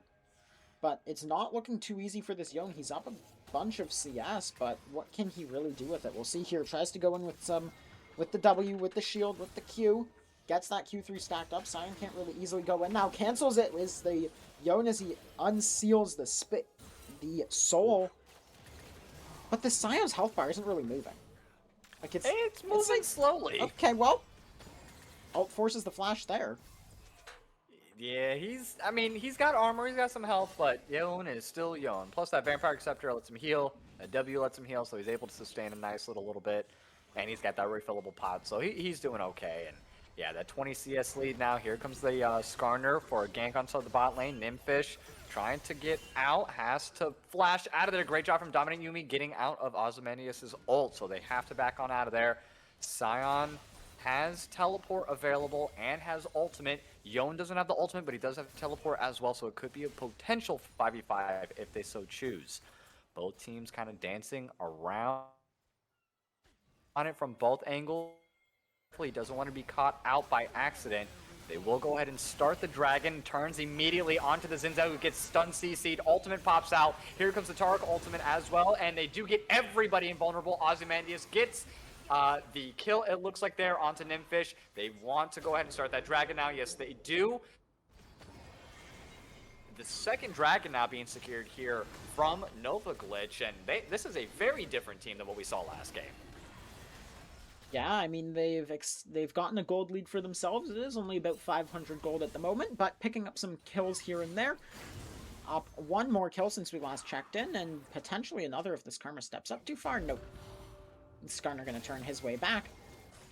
But yeah, that's 2 Drakes. Cloud wins Quicken. We've got the Cloud Soul coming online in potentially just 10 minutes. Ari landing the charm, getting a lot of damage down onto this Malzahar despite the suppression.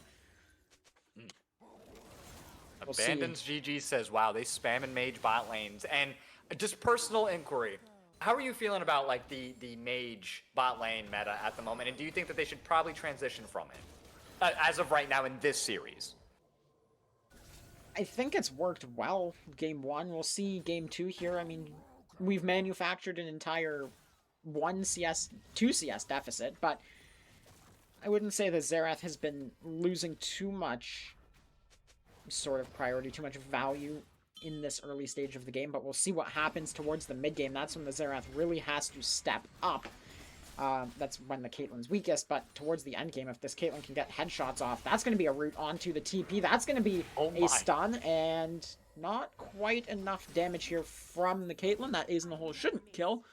There we go, but that's going to be more CS denied from the Xerath, and maybe it's not such a good pick. Flash forward here, Otto gonna kill the Xerath. Walked up one step too far. Maybe Nimfish able to do something about it, but gonna be spotted out on a ward. They're staying awfully close. Skarner is moving. I wouldn't be sitting there with Zinzao, but if you do have backup from your jungler, I think it's gonna be okay. And a nice little roam coming in from OUP. So yeah, they're just gonna back off, and yeah, I've seen that a couple times in the bot lane. Once Caitlyn just gets that combo underneath tower and you're at half health, reset. Just reset. Because she could just do it again, or exactly what just happened there. You walk up, she has the 6th shot just waiting in the chamber, and bingo, that's all she needs. And yeah, kind of rough, but I'm not going to say deserved for playing an APC, but, you know, deserved for playing an APC. Yeah, and we do have our Herald here spawning in just about 15 seconds now. I think this Scion's a lot happier in this top lane now that he has the Unending Despair online. Going to give him some real sustain in those sort of scrappier, longer fights where he can keep his range a little bit better. But Herald now onto the map, as we see a potential scrap here coming in the topside river. It's going to be a 3v2 if they can find an engagement. Would have to be like a Tarek E flash, nothing going to happen, but this is 5 members here in this topside from Nova Glitch, so they have to take this Herald, as this Xerath is going to be cross-mapping into hitting some plates in this bot tower. Absolutely, and Tarek, I don't think he had any wards, but if he did, he was able to place it on that blue, they could have collapsed and potentially made a play on him, but they do almost catch him out. Nice. Tarek's going to go ahead and step up, does have ultimate available, is going to hold on to it. The Rift Herald is getting very low, and they do secure it. Now, Nymphish is going to be the target. They do turn on him immediately. There goes the ultimate from Tarek. They go ahead and wait for the damages to begin. Zinza pops ultimate as well. Only hits 1 man. Ozymandias hits a 2-man ultimate. The Xerath ultimate from the back line. He does take down. Yon takes down Ari. Very nice. Looks onto Kazakura. Ozymandias in the middle of all the action. Very low. The rest of the team is there, though. Here comes Dominant Yuumi. Misses the E. Turns onto him. Misses the stun on him. Team is separated. Ace in the hole on the Kazakura. Doesn't quite get it. The shields are there. Has to back on out. Everyone's separated. Everyone's getting finally taken down. Ozymandias gets down onto the Xerath. Zins out onto the back line. Down goes Ozymandias. Gets the double kill, but gets picked up immediately afterwards. 1 for 1 for 1 for 1. The extended fight not in the favor. The flash forward. Final kill. 4 down. And that last one picked up by Guppy. Dear God, what a bloodbath. Back and forth. Every single ability, I think, was used in that regard. And I just, 5-7, 16 minutes in. Dear God. Yeah, that was a really scrappy fight. I was thinking this Caitlyn was going to take over with her lethal tempo stacked up.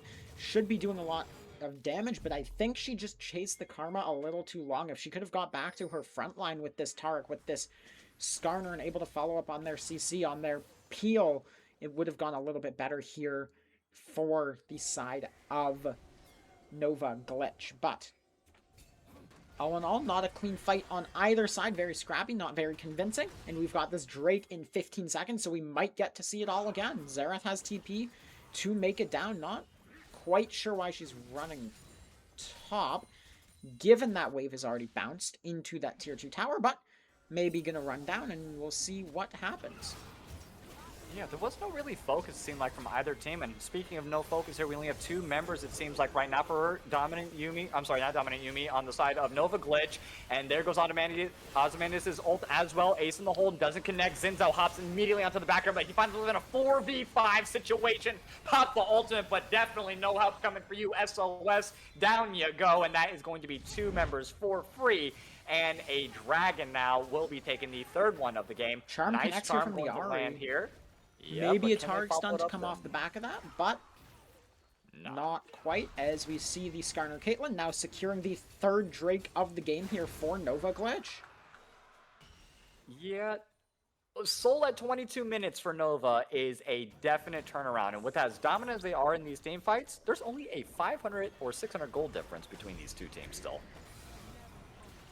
Yeah, we see the Herald here. That should one-shot this tower. Potential play here with some Malzahar. Not going to go for it. Not confident in the damage. Maybe if Tarek goes in. He's not going in. He's going out. Very smart decision there. We can follow him for a bit. Maybe does he have the drift? I don't think that's a possible angle to do, but Xerath also there to shut it down. Nymphish here going to be stunned up, going to be suppressed, going to be stunned up one more time. Tarek ult coming through, does it land in time? He's rooted, does come through. He's going to have 2 more seconds to think about his actions. He's gone too far. Dominant Yuumi able to snipe him down.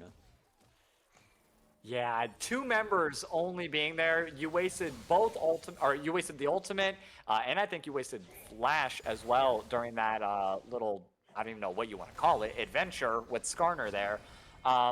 The deep ward was fine. I think after the Herald got burst, it was just like, okay, good luck. We need to leave now. So giving up that kill, definitely not needed at all. Not only a 300 gold difference between these 2 after all of that commotion over the last couple of minutes here.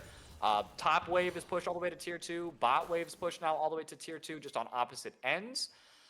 So macro play, I think, pretty even right now on this game overall, I would say. Not really one definite winner or like dominant figure on either team, and Sign has to ulti on Hada there. Yeah, I think if he gets hit by that Q3, it's very suspect with the Yon ult. Fate could be sealed right there, but able to use the Unstoppable Onslaught to get himself to safety and walk straight back up to the Yone. Yep. Oh, wow. All right. The most even game that we have seen so far here tonight from these two teams. I mean, it's only game 2, of course, in this best of 3. Right now, what's our winning position, or what's our winning factor currently? We'll start on the side of Nova Glitch. Who is our key figure? What's our win con, essentially? I think if the Caitlyn dies, the fight is somewhat easier. The Yone is going to need to survive, because I don't think the Malzahar and maybe the Zinzao can do something, but the Caitlyn definitely needs to die, and then you'll have to take out the tanks afterwards, I think, because the tanks should never die in an extended fight if the Caitlyn's standing behind them. Skarner using the Impale, but it's just not going to do anything.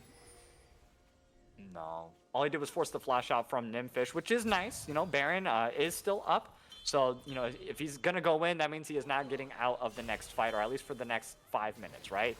So, that is somewhat of a good look. His ultimate will be back in just a way shorter time frame. Greater and Coal Monkey going at it again. Sion does have the ultimate, and he has teleport available. Ultimate does land, fighting underneath tower. Greater, though, very strong. Has a shield bow, has a Bork, so he is very online currently. 1-0 and 0. Able to fight underneath tower. Taking a couple tower shots, though. Definitely not the look and not the trade he needs to be doing. Pretty even, I would say, overall. But this is Yone that we're talking about. Ulti's underneath tower. Flashes out of it. Great job from Coal Monkey on the reaction from that side, from that time. Ozymandias on the opposite end of the map, trying to get things done, but has to get on out of there. I'm loving the responses from both teams. As one thing's happening on one side, they're trying to make plays and make something happen on the other side. Just not always able to do so, though. Yeah, and we do have this Soul coming up here in just over 1 minute. The Drake will be spawning on the Rift. We'll see what our teams can do around this fight. Most players now on 2 items. Everything except the supports, and just the Scion, who's being a bit of a component merchant at the moment with his Bramble, but should be able to get this Randuin's Omen online very shortly.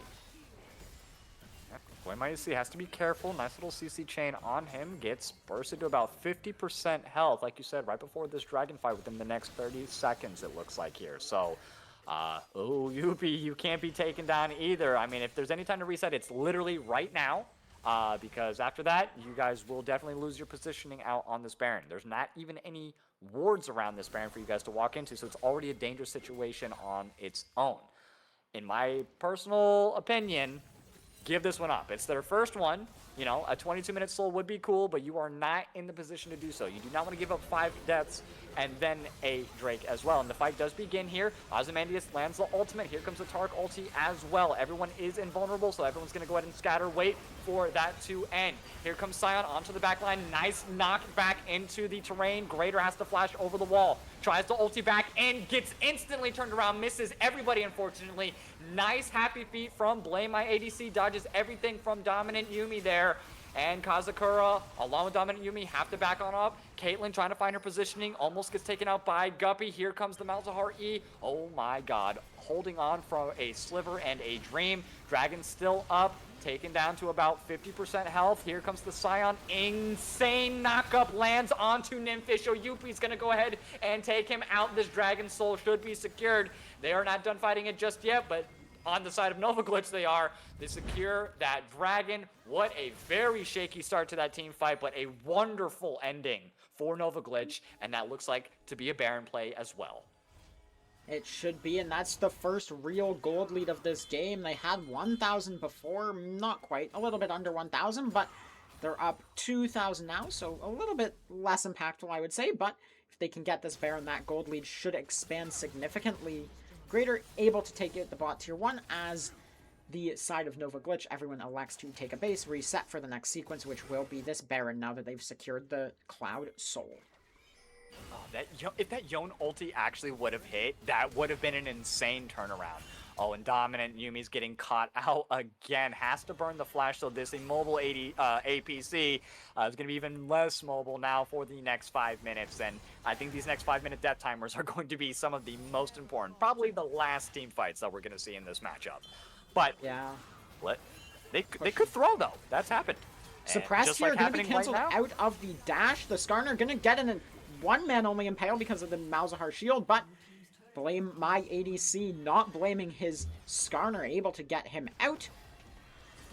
We're going to continue fighting over some vision here in the top side. 4.5 minutes till Elder, and I think at this point, that's the only thing that's going to kill these tanks on the side of Nova. We see Sion now going in onto the target. Massive engage here. Hound able to pick up the kill onto the Malzahar, and it's just going to be a double kill quickly for the Caitlyn, as Uppy picking up the kill onto the Xerath for the last part of that skirmish. Should be the Baron secured now. Yes, sir. 3 deaths, and that is the freest Baron that I've ever seen. Nymphish could technically get a steal, but he's like, I'm resetting. We're not fighting this. And, you know, giving up, I think the Caitlyn, you know, a comfort pick, as we saw, being banned out in game number 1. Hound is doing phenomenal. 5-1-4, 219 CS. Ari also doing a phenomenal job, 219 CS, 4-1-3. But that's Skarner, though. 4-1-7. Ozymandias with a humongous 180 turnaround from game number 1 here. Just phenomenal performance here. 11 out of the 14 KP. That's like a 80-something% or something like that. Or 70-something%. Like, just great job. That mental reset, I will never stop hyping it enough.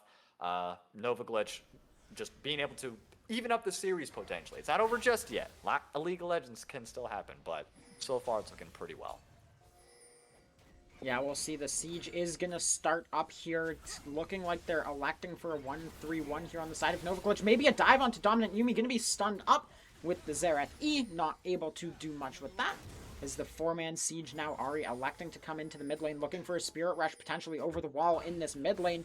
Going for it. Charm goes wide, unfortunately. Able to get the tower down, as a scrap in the top lane has started. Greater stacking Lethal Temple all the way up onto Coal Monkey, but not able to stick to him hard enough. Yeah, blame my ADC getting taken down quite low, actually. Just waiting for that Xerath ultimate to pop through, but I think I'm going to hold on to it a little bit longer. Here comes the Tark ultimate, so using that just for in-case purposes here. Resetting with the Baron. Very good call here for blame my ADC. 4 members still up, and Caitlyn is alone in the mid lane there, so definitely choosing to back on off from there. I don't know if they're really utilizing Baron to the fullest potential. I think personally they should be doing a 1-3-1 look. You know, Sion go in the bot lane, Ari go in the top, and then Taric, Kate, and Skarner can just siege down mid. You know, try to spread that Baron love. But a nice Sion ultimate forces the flash from Nymphish. They're trying to catch him out here before some important jungle objectives, or at least just to go ahead and get him off the map and just try to end this if we can. But they're not going to continue pursuing. Learning from previous mistakes. Good job on them. As Yeah, they we now do go have ahead our and try Elder, to... Oh, yeah. Elder spawning now in 1:40. I think this is going to be the make or break fight. Nymphish could be getting caught out here in the bot lane. Going to be able to escape just by the skin of his teeth. Ari now using this Baron, trying to get this tier 2 down. Xerath not going to be able to clear these minions. Cannon minions too quickly. Not really known for that. Not something like a Kayle that you're going to see, but should be this tower down momentarily. Charm gonna hit here. Xerath could just get one shot. Targ stun followed up in the Spirit Rush just for a little bit of extra damage and maybe a celebration of the kill. But blame my ADC is gonna get blamed for that one because he stole the kill.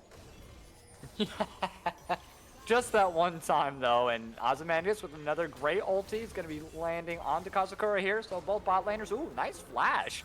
With the Sion ulti just in tow, forces the heal and the flash as well. I think this is just kind of like a last hurrah, but hold on, Yon with a last hurrah of his own onto the backline. Yuumi getting pretty low here. Guppy also on pursuit, trying to turn his attention on to blame my ADC, but he is pretty tanky here. Has to turn around. Tark ulti's going to go ahead and get popped as well. Guppy holding on with about 10 to 15% of his health now. Nice Tark healing is going to go ahead and stop, and they are no longer going to pursue the rest of Nova Glitch. Opens up the base, though. The tier 2 and the inhib in the mid lane both fall. Tier 3 in the bot lane going down like a domino, but that wave clear from Xerath able to make it hold on just a little bit longer here as we enter the 30-minute mark. 6-16 currently in favor of Nova Glitch. And I don't know if you can hear that on the stream or whatever, but I'm hearing a lot of pinging going on. That's got to be the Elder here making its way onto the map, and it's going to be started up very shortly, potentially after this crab here. Trying to clear out a lot of the vision. Skarner going to go in. Nothing going with that. But Elder, all though, 10 members. Of them are here. They are wanting to start this. Greater is just itching. He's got his stacks. He wants to engage. He has the ultimate as well now that it is up. Elder has been started. Everyone's kind of bouncing back and forth. There goes the Ozymandias ultimate onto the back line here. They're going to go ahead and try to pop him. They do. Down goes Guppy. Next thing you know, on the menu, we do have Yon. 2 of the hyper carries are now gone, and this looks like this might be a 1-1 even series as the 3 and the 4 are falling like dominoes with an almost perfectly clear ace. Zin's out, able to make it out of there, but it doesn't really matter as they just turn their attention from the Elder, siege down the mid, and take this 1-1 series, rightfully so. Great job from Nova Glitch, 6-20 with a 10k gold lead in hand, showing, hey, we're not done just yet, and we're getting a game 3, T-Rex. Yeah, that was an incredible team fight. It just felt like everyone stood on top of each other, and there's just not enough damage coming through on the side of Yuumi's Doms. So Tarek able to sustain through absolutely everything, and it felt like they finished that fight after taking 4 kills on full HP. Literally. Like, they was just like didn't get touched. The Scion was half health, and that's about it. Really well played from Nova Glitch there. We are going to be popping over to a quick break. Hopefully we don't need to remake the lobby or anything like that. And oh my gosh, the Saltia is still around. That's a lot of subs gifted. Thank you very much. 23 eligible live followers. That's going to be a total of 184 subs gifted to the channel. Clear in number 1. If you guys never have ads, you got to thank this man. He makes it personally, he makes like a personal pact to make sure you guys never see another ad ever in your entire lives while viewing this. Huge shout out to Saltiest, again with the 23 subs. Absolutely amazing. Thank you so very much. And if you're not following, you're not going to get one of the subs, so incentivize to follow always. But we are going to cut it to a short little intermission, though, while we get ready for the final round of the evening in this series between Yuumi's Doms and Nova Glitch. Don't go anywhere. We will be right back.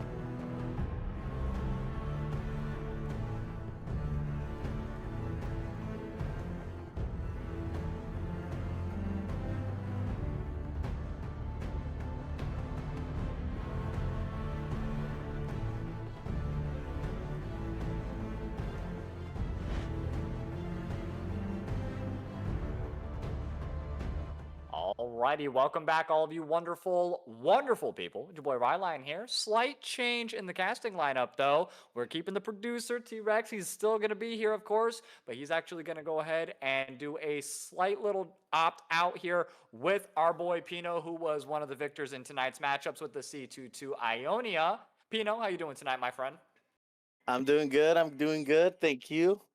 How's game 1 and 2? How did they go? I have zero info so far. It is 1-1 all the way through. This is game number 3, just like you guys had, and very nice performance. Nova Glitch took game 2. Yuumi's Doms took game 1. The bans here pretty similar, if I'm not mistaken. The Zach was banned in game number 1. The Camille was banned, of course, in game number 1, but I don't think it was that Talia. I think we had something else in the first 2 games. Nova Glitch opting with that Nocturne, the Diana, and the Galio again. Pretty similar. They let the Kate through in game 2, which I think was the big problem for Yuumi's Doms. Nova Glitch seemed pretty comfortable with it. They did ban it out in game 1. And that's pretty much it. You are caught up. And we have the Jinx and the Tristana here as the ADC lock-ins. But other than that, it's been pretty, I don't know, it was back and forth, kind of slow pace in the first game. Not that slow in game number 2. It just kind of just took off from there. Ozymandias was not shy when, and Ozymandias is the jungle for Nova Glitch on red. And it looks like since he gets his Vi now, it was banned out in game number 2. He's going to go for another all-in jungler here. I'm very excited for this Vi Tristana duo matchup already. The Jinx, who do you think would be a good pair with the Jinx? I didn't see the lineups, but just, I guess, comp-wise, what would you like to see from the side of Yuumi's Doms with this Jinx? I mean, I'm looking at the Vi, and I know as soon as Tristana and Vi are going in on that Jinx, you want something to stop them from being able to go in, just like Poppy. Man, read my mind before I could even say it. And I was going to say something like Milio or Poppy that just completely stops them from being able to jump in. Absolutely. Yeah, Tristana is just going to be completely halted right there. I think that's going to be a Poppy support. We have seen a lot of APCs picked on the side of Yuumi's Dom, so seeing a Jinx is a huge sigh of relief. I'm not going to lie to you. I don't know what's up with this meta and these mage APCs. I can't stand it. It is horrible. But I'm glad that we're getting a little bit of a normal comp here from Yuumi's Doms with that Jinx, great hyperscaling, and then that Poppy to go ahead and peel and protect. I don't think Poppy's W, though, stops the cease and desist from Vi, though. She is unstoppable during that. It does not stop it, but that Vi, if to get into the range of that Jinx, she's going to have to go through the Poppy. And yeah, that's going to be horrible. Now, I do like on the side of Yuumi's Dom that they have 2 reset champions, the Jinx and the Katarina. Are they gonna add a third one like a Viego and then send something like a Set or a Bruiser topside? Like there's a lot of different options there. On the side of Nova Glitch, they do have a lot of good pick potential, and with that Aurora, she has a lot of zoning. She's a great control mage and burst mage to be adding in this particular game. Only unfortunate thing about the Viego pick, they did pick that in game number 1 on the side of Yuumi's Doms. So, or I'm sorry, on the side of Nova Glitch. So they unfortunately are not able to pick that here. So no resets from the Viego. And Aurora picking that after the Poppy is also kind of surprising because when the Aurora ulties and she's able to hop around, that does get stopped by Poppy's W. I agree, but here's the thing: the angles that Aurora can get into, if she's able to position properly, she's able to get into that backline, and Poppy can't do anything to stop that. That is true, and she does have a lot of damage. It's just, oh, and another dashing champ. I'm not sure quite what they saw the Poppy and go, well, she can't stop all of us. Like, and it's like, I guess that's technically true.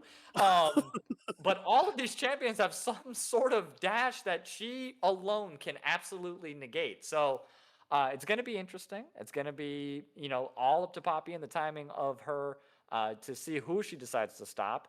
And there's that set. You were calling it Ace of Spades, my friend, and you're perfect right now, I think, in terms of calling out what needs to be done to Poppy. You said immediately locked in. Set, immediately locked in. If the Viego was able to be locked in, I'm sure it could be.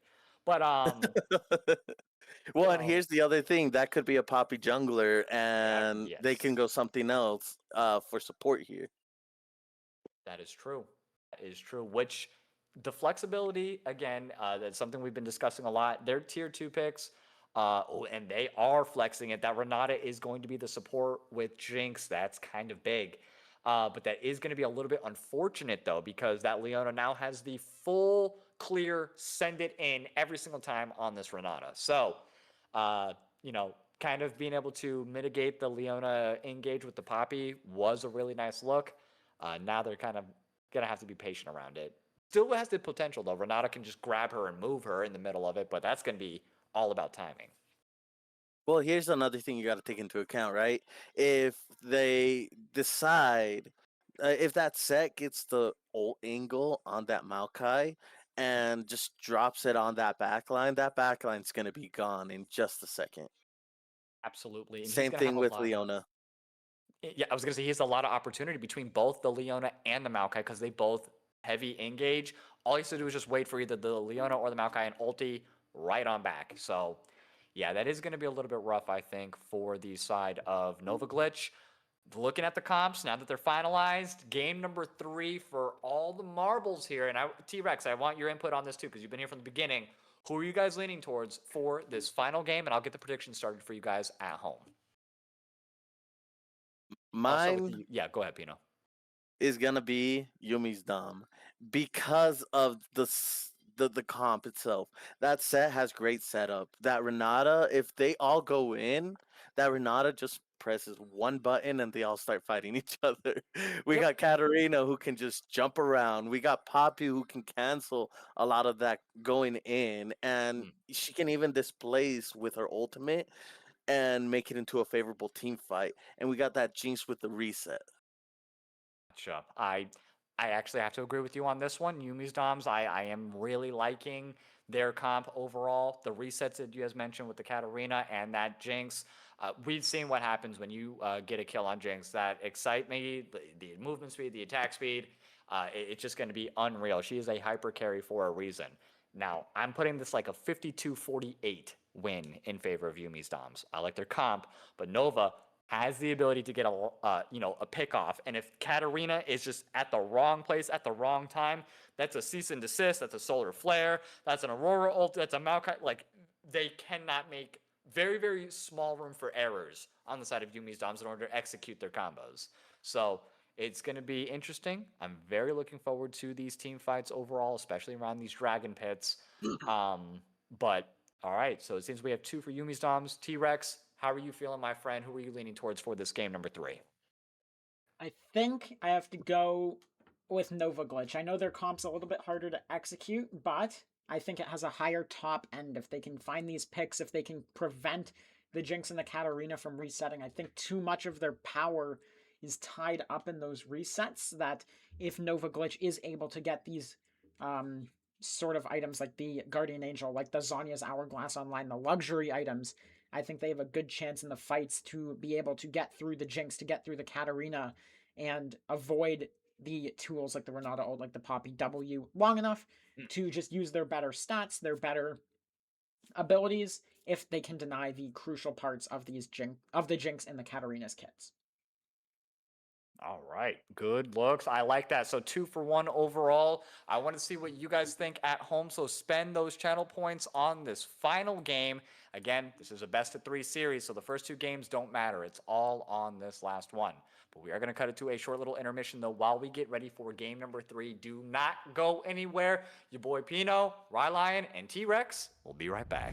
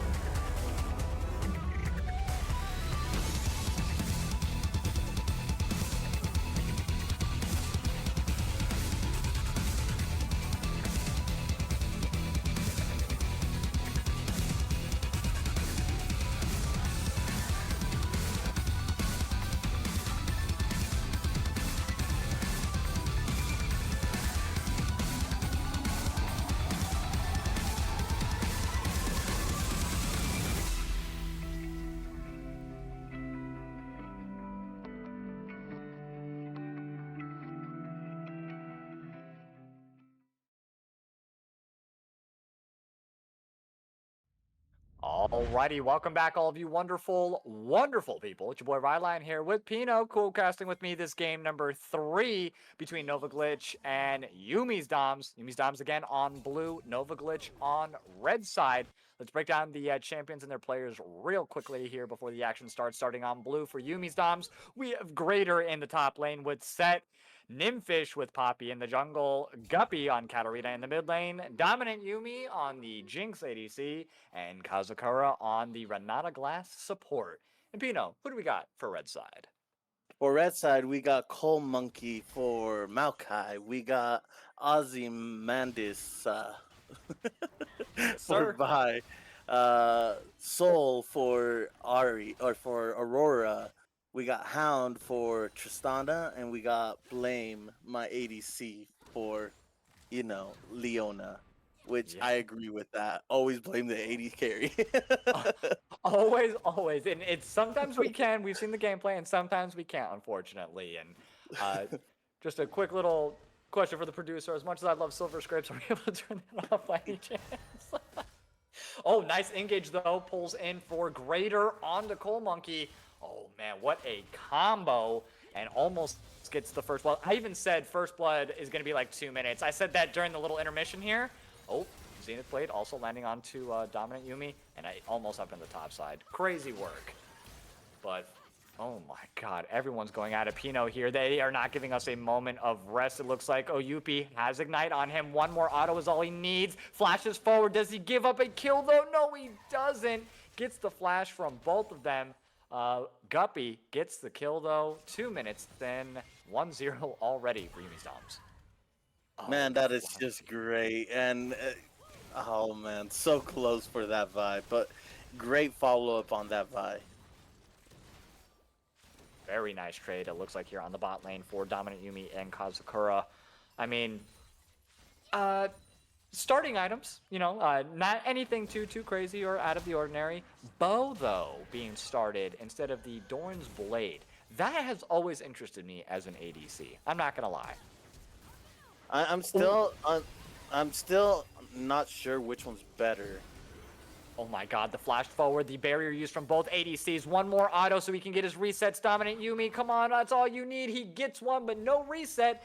And Blame My ADC is going to try to get it back off in the cove. And, good effort, but 1-for-1 trade. Both kills going on over to both kills going on over to, Dominant Yuumi's. And 3-0 now on the board. Great job for them. Yeah, no, I agree. They both played that very well. I wish Tristana would have held back just a little bit longer. I think he pulled the gun way too quickly on that, trying to make a play on Dominant Yuumi there. Yeah, forcing it, and Greater has to be a little bit careful as Vi and Nymphish are both up there, but yeah, I think pulling that trigger a little bit too. Oh my god, hold on. In the mid lane, though, we have Yuumi getting 1v1'd again by Guppy, so a second kill being picked up here. He only has 8 farm, but making up for it with the kills from the 1v1s there kind of makes up for that. So that Renata ended up roaming properly too. So she reset and went straight mid and made a play there, or right before she reset, I think she went straight mid, made a play there, and then just reset to go bot lane. Yeah, great job from Renata on that roam there. I mean, just for moral support, I don't think, her being there was going to be like the huge make or break, but just being there in general, just showing up on the scene, getting an assist if need be, great job. And getting a kill for your Katarina is never a bad thing. 2-0 at 4 minutes. I will take that +1. Thank you. I agree. No, Katarina starting to get out of hand early on is never a good sign for any team on the receiving end. But is that their win con this round? I think them, Cat and Jinx, of course. Like we were mentioning with T-Rex, the resets are going to be the most important thing. If they're not able to get these resets off in the middle of these team fights, they're just going to fall off hard, and then that's where I think Nova Glitch is able to, take back those team fights. But Guppy able to get a nice little Shungpo back in the lane, gets Soul back to half health there. And with a tower dive coming in, Set is going to give up a 1-for-1. Never mind, the haymaker comes through. Nope. Oh, he would have not 1 for waited. 1. Yep. The amped up damage, and dear God, just like that, a 6-1 trade now as Poppy's able to go ahead and take a solo kill there in the mid lane onto Soul. They do have the dragon secured, it looks like, from the side of Nova Glitch. The Flash E doesn't get Ozymandias into the terrain, but he's not able to escape, and Dominant Yuumi is now 2-0. 7-1 at 6 minutes. Okay, Katarina, they don't want me to talk for nothing today, or they only want to hear me talk, I guess, for game number 3. Almost gets the kill for playing my ADC. Nice dash forward from Nymphish, but now I think they might have noticed that they are stepping up a little bit too far. Hound dashes over the wall, doesn't have the damages, though. Oh my God, shutdown, okay, being picked up there for Tristana. First kill there for her on the bot lane. Dashes over the wall again. Can Guppy get the reset? He's like, I'm gonna die anyways. Let me go ahead and try the exhaust, the Shunpo. And he's just wasting their time now. And I think that's gonna go on over to Maokai. It does. Shutdown. Now, I don't think that was worth for Maokai. That he's been out of top lane for a little bit too long. Greater, you've seen him before. You've seen him multiple times. He gets a slight lead. He's going to push that lead in that side lane, and he's going to be hard to deal with, especially on a champion like Set, where he has his own agency. Absolutely. Ah, God. And he had to use the exhaust, or I'm sorry, the exhaust was used as well. Who was that popped out by? That was popped out by the Leona. Leon. Okay. I was going to say, I was like, I thought, because it didn't count as damage, that's the reason why she didn't get the kill. I was going to say, so yeah, Coal Monkey was able to go ahead and pick up that last one there. But 7-3, able to get something at least up on the board here, which is not a bad look. 2-0 on the ADC, 2-1 on the mid lane. So the carries are carrying right now. What's the win con, you would say, Pino, for the side of Nova Glitch on red? What do they need to do? They need to stop the bleeding wherever they can. So if I'm Nova Glitch, I'm looking to try and stop forcing a lot of these fights. What I want to them to do is, like if they were my own team, I would tell them, hey guys, we got to play a little bit more safer. Let's try and play around these objectives, and when we do play around these objectives, that's how we want to play. Oh, man, and that was a kind of good look there, but Greater completely outplaying Coal Monkey. It was a good dash forward, immediate showstopper, though, into his own turret. Gets 2 tower shots, and then a perfect cleanup from Nymphish also being there. So able to turn what was a very shaky 2v2 into a secured kill, and 8-3 now for the side of Yuumi's Doms. I agree. Like, Greater is playing perfectly. He's abusing the fact that Coal Monkey has to step up to try and get any farm from here on forward. And we got to fight bot lane. We do. The Renata Glass ult is going to go ahead and get popped. Hound and Blame My ADC kind of hitting each other a little bit. And Dominant Yuumi running out of mana, so not able to really get all the rockets off. The Flash E forward, though. And another shutdown getting picked up here from Hound. A freaking very sweet, perfect solar flare with a Dwayne Wade perfect execute lob to Hound. And that is a 3-1 Tristana now. And I think they're back in the game. Funnel that Tristana, you might have a chance. I agree. Not only that, they're getting grubs. They're getting back onto the board. They're not using, or they're using everything to their advantage right now. I like the way that they're making a play on the top side of the map. They're making a play at the bottom side of the map, and they're not just giving up everything. No, I mean, I thought it was over just as soon as the match began. It was 7-1 at one point. It's 8-5 now with 2 pretty big shutdowns. Can we take a little gander at the gold by any chance, please? Just to want to see. There we go. Now we have about a 500 gold lead in favor of Tristana. It was I didn't know what to compare it to earlier, but I'm sure it was not looking like this. Well, she did end up getting a shutdown, and that shutdown I think was 300, so in total 800. Yes, so yeah, 3-3. So I think it was 600 altogether for that if the shutdown was 300 bonus gold. But she did get another shutdown earlier. I believe she got the Katarina. Or no, she got, who did she get? Set? I don't recall. That's okay. We have replay, and by replay I mean VODs later on. So they'll figure that out. Agreed. But 8-5, you know, they're about 1.2k gold down now. So kind of lowering the gap. That was a little bit bigger there before. But I agree, though. They have to slow it down. They have to make sure that these fights are going to go in their favor and not force anything like this 4v3 potential on the bot lane here. They don't know that Guppy's there. There's no missing pings from Aurora right now. I mean, the Dragon's important, but I don't know if it's worth dying over. Well, and here's the other thing, right? Red side has all the objectives right now. I know Yuumi's Dom is very famous for giving up the first couple of objectives and then coming back towards the middle and the late game and getting the rest of them. But it looks like it's a 2v4, v1. Yeah, not And looking they're good. mispositioned.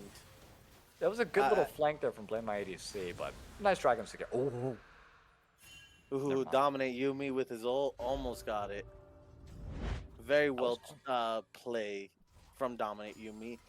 Just a tad short though. just a little bit. And I think he was like right on the cusp of that pit too, so he didn't really get the full damage for the distance traveled. Oh my! I hate Set, dude. I hate versing Set. When you see a Set being locked in on the other side, what is usually your game plan to deal with that? Genuinely, he's 105 farm right now, right? Maokai can't step up. He can only play around his team, and if the jungler's on the opposite side of the map, what are you supposed to do into that? Look at this. My plan is proxy him and never space him. But that's the Singe main mentality, right? You just don't want to face that. Cease and desist onto the back line. Great solar flare to follow up as well. Hound immediately focused the Jinx though, and Kazakura is gonna go ahead and make it out. Great synergy coming in from the Vi, and oh man, not sure what happened there, but kind of a failed gankaroni on the top side as Cold Monkey picks up a double kill. What a fantastic showing from Maokai. I wish we got to see it. Thanks, direct to camera, robbing us of another great interaction. Oh man, what a move, what a turnaround, and now it is completely even in gold, and it's 9-8, Pino. Yeesh. I didn't expect that, but they always have a chance to lose this. So if you're on the side of Yuumi's Dom, you got to think, okay, we got to either pull back a little bit and make our plays a little bit more coordinated, or we got to figure out what we can do to make this work better on our end. Yeah, then Blame My ADC just kind of getting some solo dolo, little Braum emote there. Solo dolo action there onto Guppy. Has to be careful. Nymphish waiting in the fog of war though. Waiting for the waiting for the mid laner to show back up here.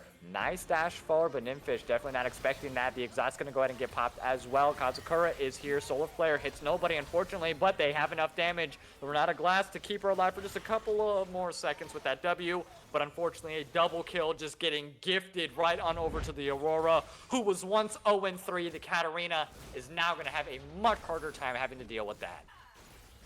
Ooh. Man, they're collapsing from all angles on the side of what was the Nova Glitch on red?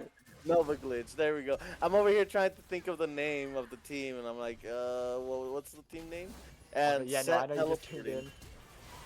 Oh, yep, nice teleport from Set onto the backline. And Tristana, I don't know why she just walked underneath tower, took 2 tower shots for no good reason, forces the flash as well. Here comes Greater. He is just he's 1v3ing right now. Dominant Yuumi finally on the scene. Katarina comes for a roam of her own, gets the shutdown quite easily, handed on over to her, a double kill as well. And I don't know what the game plan was on that one for the side of Nova Glitch. Genuinely, Tristana just got a little bit too happy and was like, hey, I'm 4-1 now. Let me go ahead and take 2 tower shots. I genuinely don't know what the move was on that one, Pino. Well, so they were tower diving, and then Set ended up coming in for a teleport play, which I find it phenomenal on the side of Greater. He's always showing up when they least expect him and making these plays that are great and phenomenal. He ended up getting that Leona and getting right on top of that Tristana and Vi, and they just had such a hard time getting away from him. Yeah, but when Tristana first walked up, though, like the tower dive was fine. But I don't think Tristana should have initiated it by ulting the Jinx backwards underneath tower into her Leona. You know what I mean? I think it's like we wait for Leona to get here. She'll just solar flare. She's not gonna be able to do anything else. And then we just get the kill easily. But I think he just got a little bit too trigger happy, a little bit too eager to get the kill. Wanted to set up that play, and that ended up leading to a major blunder, I would say. And that kind of turned the tides back in favor now for Yuumi's Doms, because the TP, he ended up from set, got a kill from it, and you know, now they have about a 1.3k gold lead currently, and it looks like they're making a move. Oh, I was gonna say move for the Rift, but never mind. So Yeah, very back no, and I'm forth. over here looking on the side of Yumi's Dom, and I'm thinking, okay, how do I want to play this out? Well, we want to play it out as slowly as possible, and we want to make sure they don't take any objective for free. We also want to make sure that wherever we're at on the map, we are going together, because top turret's gone, bot turret's gone. We want Jinx to start rotating here very soon from bot lane to mid, and we want Katarina going mid to bot. And it looks like it's going to be a big team fight coming up. Every member is available for this dragon here. It's going to get started by Maokai, but I don't know if they want to be starting this fight. Here comes the Renata ulti as well. And it is going to be everyone scattered around a little bit. Cease and desist onto the back line, though. Nymphish getting really low. Here comes the set ulti as well. Get the Vi out of here. Yuumi does get the kill off onto Katarina. That's a lot of the resets that we were just talking about taken out here for 30 seconds. Turns the attention onto the Asset. They now have a 5v2 situation, it seems like, here perfectly set up, as the other members of Yuumi's Doms are just falling behind. They now take 3 members out, and I think Super Mega Death Rocket does collide, but Ozymandias makes it out with just a sliver and a dragon secure, I believe. And not just that, they are able to get that tier 1 in the mid lane. They almost get the kill on the Hound, but not quite. And overall, the victors of that fight are Nova Glitch 14-11 and a 3rd dragon secured soul point at 17 minutes. Man, the Nova Glitch is just on it today. From what I'm watching, just if it's a brand new blank slate 0-0, I would be thinking, man, Yuumi's Dom's got to get their head in the game and reset for the next one, or they got to figure out how to slow down the game right now. I don't get it. Like it seems like the fights start off so well in their favor, and then they just like lose steam. It's literally the reset, like just difference right now. They're not able to get the resets, and because of that, they're just left a little bit lackluster, and then it's just absolute domination. I thought the Renata Glass ulti was pretty solid. You know, it hit everybody, but after that, there was just nothing else in the tank, it seemed like. You know, the set was able to get the Vi and ulti her out of there. It just wasn't in the middle of the team. So if they're able to get those wombos off, great. If not, the wind in the sails just isn't even there, and they are stuck in the harbor. So really good job for Nova Glitch, though. They have a 2k gold lead, and that is going to be a look on the Rift Herald here. So that was... they can go ahead and maybe... Well, it sounds like you're cutting out a little bit, but they were able to secure Rift Herald. From the looks of it, they're right now all split up. That Katarina almost kills Aurora, very, very close. And it looks like Yuumi Doms is looking for a play. If they're able to get one reset on Yuumi's Dom, they're going to be back in the game. They're going to be able to get that reset to be able to get the kills. Absolutely. Now, one thing, though, I am going to say, I don't agree with the build path of the Jinx currently. I like the Tristana's idea. She went Hex Optics immediately into another damage item, which is that LDR. Beautiful. I think that is extremely smart. Hex Optics on the Jinx, great first item.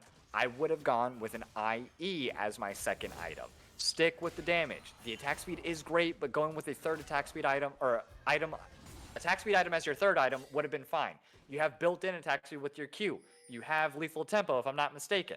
So, like, it's not imperative for you to get the Phantom Dancer, in my opinion, because now you're foregoing all that damage and you have to wait for that third item. So, I don't think that she's going to be quite as online in these team fights as Tristana is until that IE is secured. I agree. That's probably one of the biggest blunders that I see a lot of people do, is they end up going item that Good turnaround from Ozymandias. Sorry to cut you off there real quick. The cease and desist No, getting you're good. popped immediately here. There's the Rift Herald. It does take down the tower. They're going to go ahead and hop into it, see if they can run her down. We do have the horn being called, though, but with Aurora and so low of damage, you already know what was about to happen. Teleport from Set, though. We've seen this song. We've seen this dance. Can he outperform and do it again? Solar Flare does land. Nice job for being able to make that separation. They know the fight is no longer there, and they are out. Great job from Nova Glitch and everything that they responded to and how they reacted to it. No, I agree. I see Vi making plays around the map, and she's being very proactive and focusing the right targets, which is very, very hard to do if you're not. Sorry, Yeah, no, if good- you're not no, you're thinking good. You about can- it. Like and it- as a jungle main, you have to think, okay, when can I do this? When can I do that? When is this objective gonna come up? We got Dragon coming up here very soon. How are we gonna prepare for it? Well, we should probably use Rift Herald bot lane so that we can push in and go for Soul. We got Baron up. If I'm looking at Yuumi's Dom, and I'm Poppy, I'm thinking, okay, hey team, let's possibly try and make a play for this Baron. They possibly don't have any vision over there, or we can get vision control right before this dragon comes, and we just give Soul and go for Baron, right? There's a lot of different options here. Each team has to start thinking about it. They don't have the vision advantage over at that dragon. And so if I'm on the side of Yuumi's Dom, I'm thinking, okay, what can we do to change the whole entire outcome of this game right now? Absolutely. I mean, they are playing so well macro-wise, I think, currently on the side of Yuumi's Dom's, not really giving them a whole lot of opportunity to do any kind of, like, hard counterplay, you know? They got the tier 1 still up in the mid, you know, they still have tier 1 up in top lane as well, but I don't think top lane's like a main focus. Good Zenith played from Blame My ADC, and there's the cease and desist onto the backline as well from Vi. Solar Flare, I think, was a little bit wide there, didn't land on a whole lot of people. A lot of action. The Renata Glass ulti is going to go ahead and get the Vi down, and Greater has to back on out of there. Was able to pull the Showstopper out, but didn't really do a whole lot to the team overall. 3 members very, very low on the side of Yuumi's Doms. It is a 5v4 situation. Vi is down for 25 seconds, but they don't want to overextend this fight. Another ninth Zenith Blade is going to go ahead and land in. There's the Showstopper from Greater. W is going to go ahead and land on everybody, but it doesn't matter. Cold Monkey's going to go ahead and pick up that fight. Oh, the Katarina tried to get onto the back line. Got the ultimate off for half a second, but a very well-timed ulti from the Hound is able to go ahead and stop that. And that's a double kill, and that's a reset, and that's a quadra on top of everything for Hound. Great patience, great timing, great spacing, and everything from the side of Nova Glitch. That's going to be a Soul at 23 minutes, and what a turnaround and a 5K now lead for Nova Glitch. Oh, that was phenomenal on the side of Nova Glitch. They ended up executing everything, spacing out perfectly, and that Leona going in so that the set gets baited into going in to try and get onto that Tristana was beautiful. That Katarina bait, she definitely could have gotten more kills and done more, but she didn't have her team behind there or had any position with her team to go in. If I was Yuumi's Dom, I would have pulled back a little bit more and given up whatever objective I could have right there, right? I would have reset, I would have rotated over to Baron, and then looked for a pick at Baron.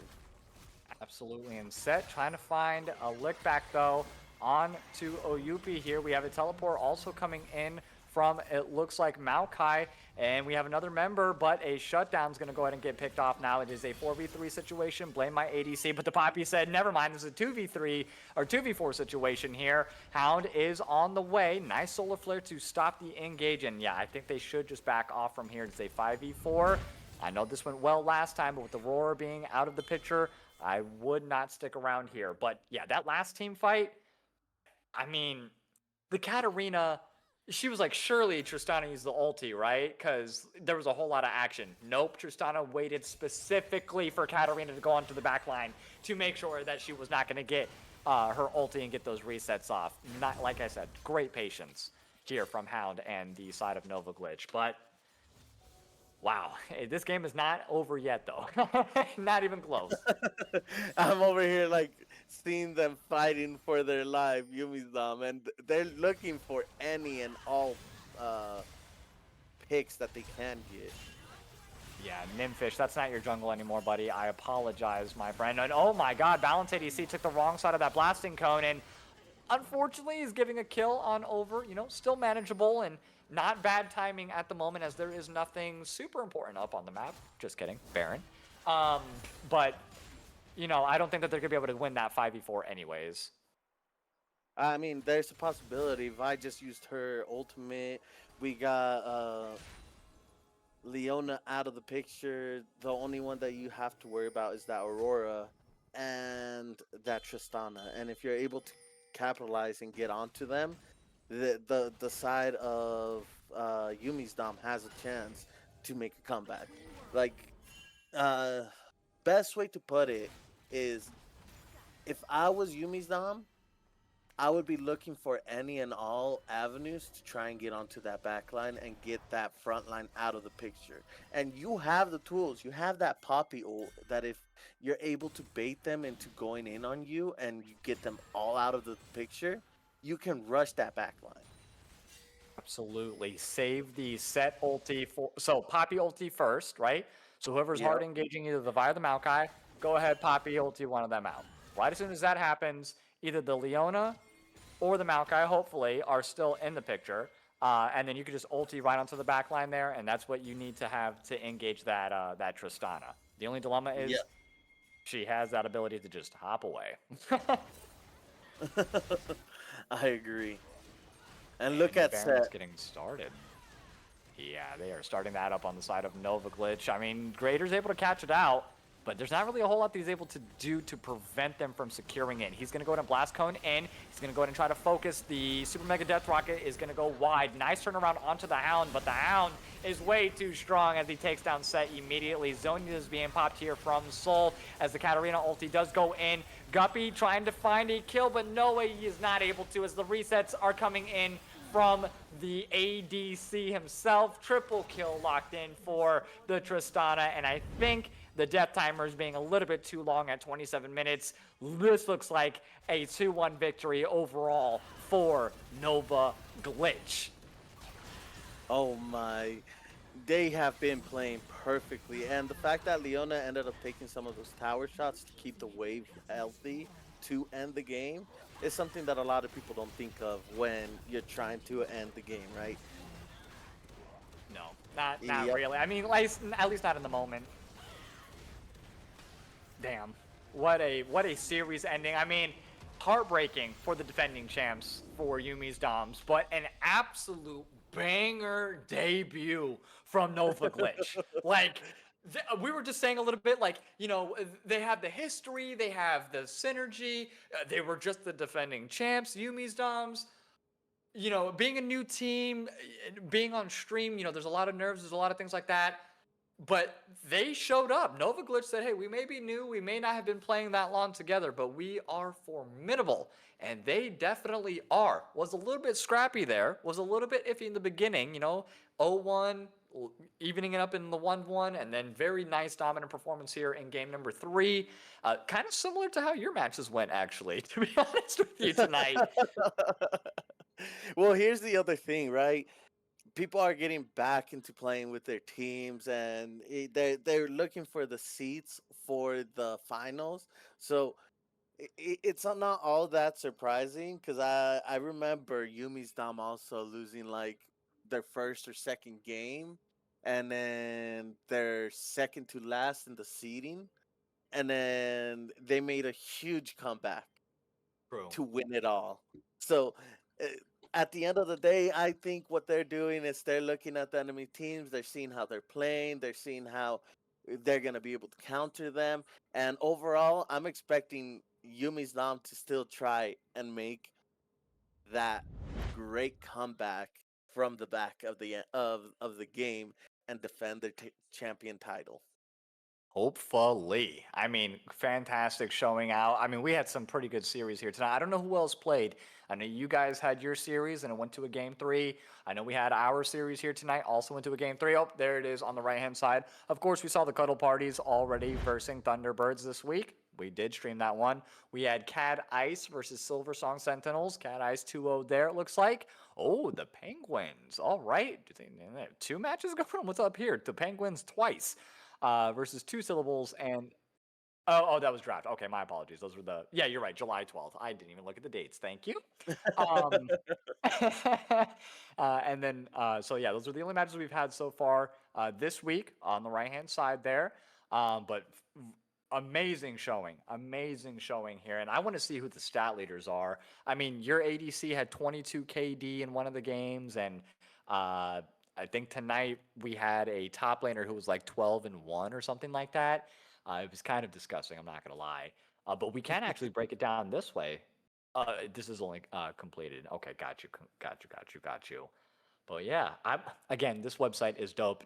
Do you use this website, Pino? Does C22 use this I website do. for any I drafting do. purposes? I'm the C22 manager for all 4 teams, so I use Beautiful. this extensively for everything. Beautiful. Managers, if you're not doing it, take a page from Pino's book over here because they're winners. And this is the winning formula, is this site right here. T-Rex is going through and he's showing us the stats after this series here in the Hound. I mean, after seeing what we just saw, this is not surprising. Leading every single stat overall, the O score with a 35.3 leading here in the Gromp division. Just an absolutely disgusting display.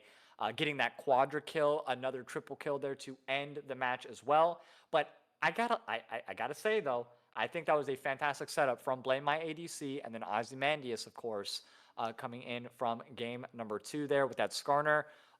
Huge mental reset after that game 1, and they really buckled down and took that series back in an 0-2 fashion. So great job, guys.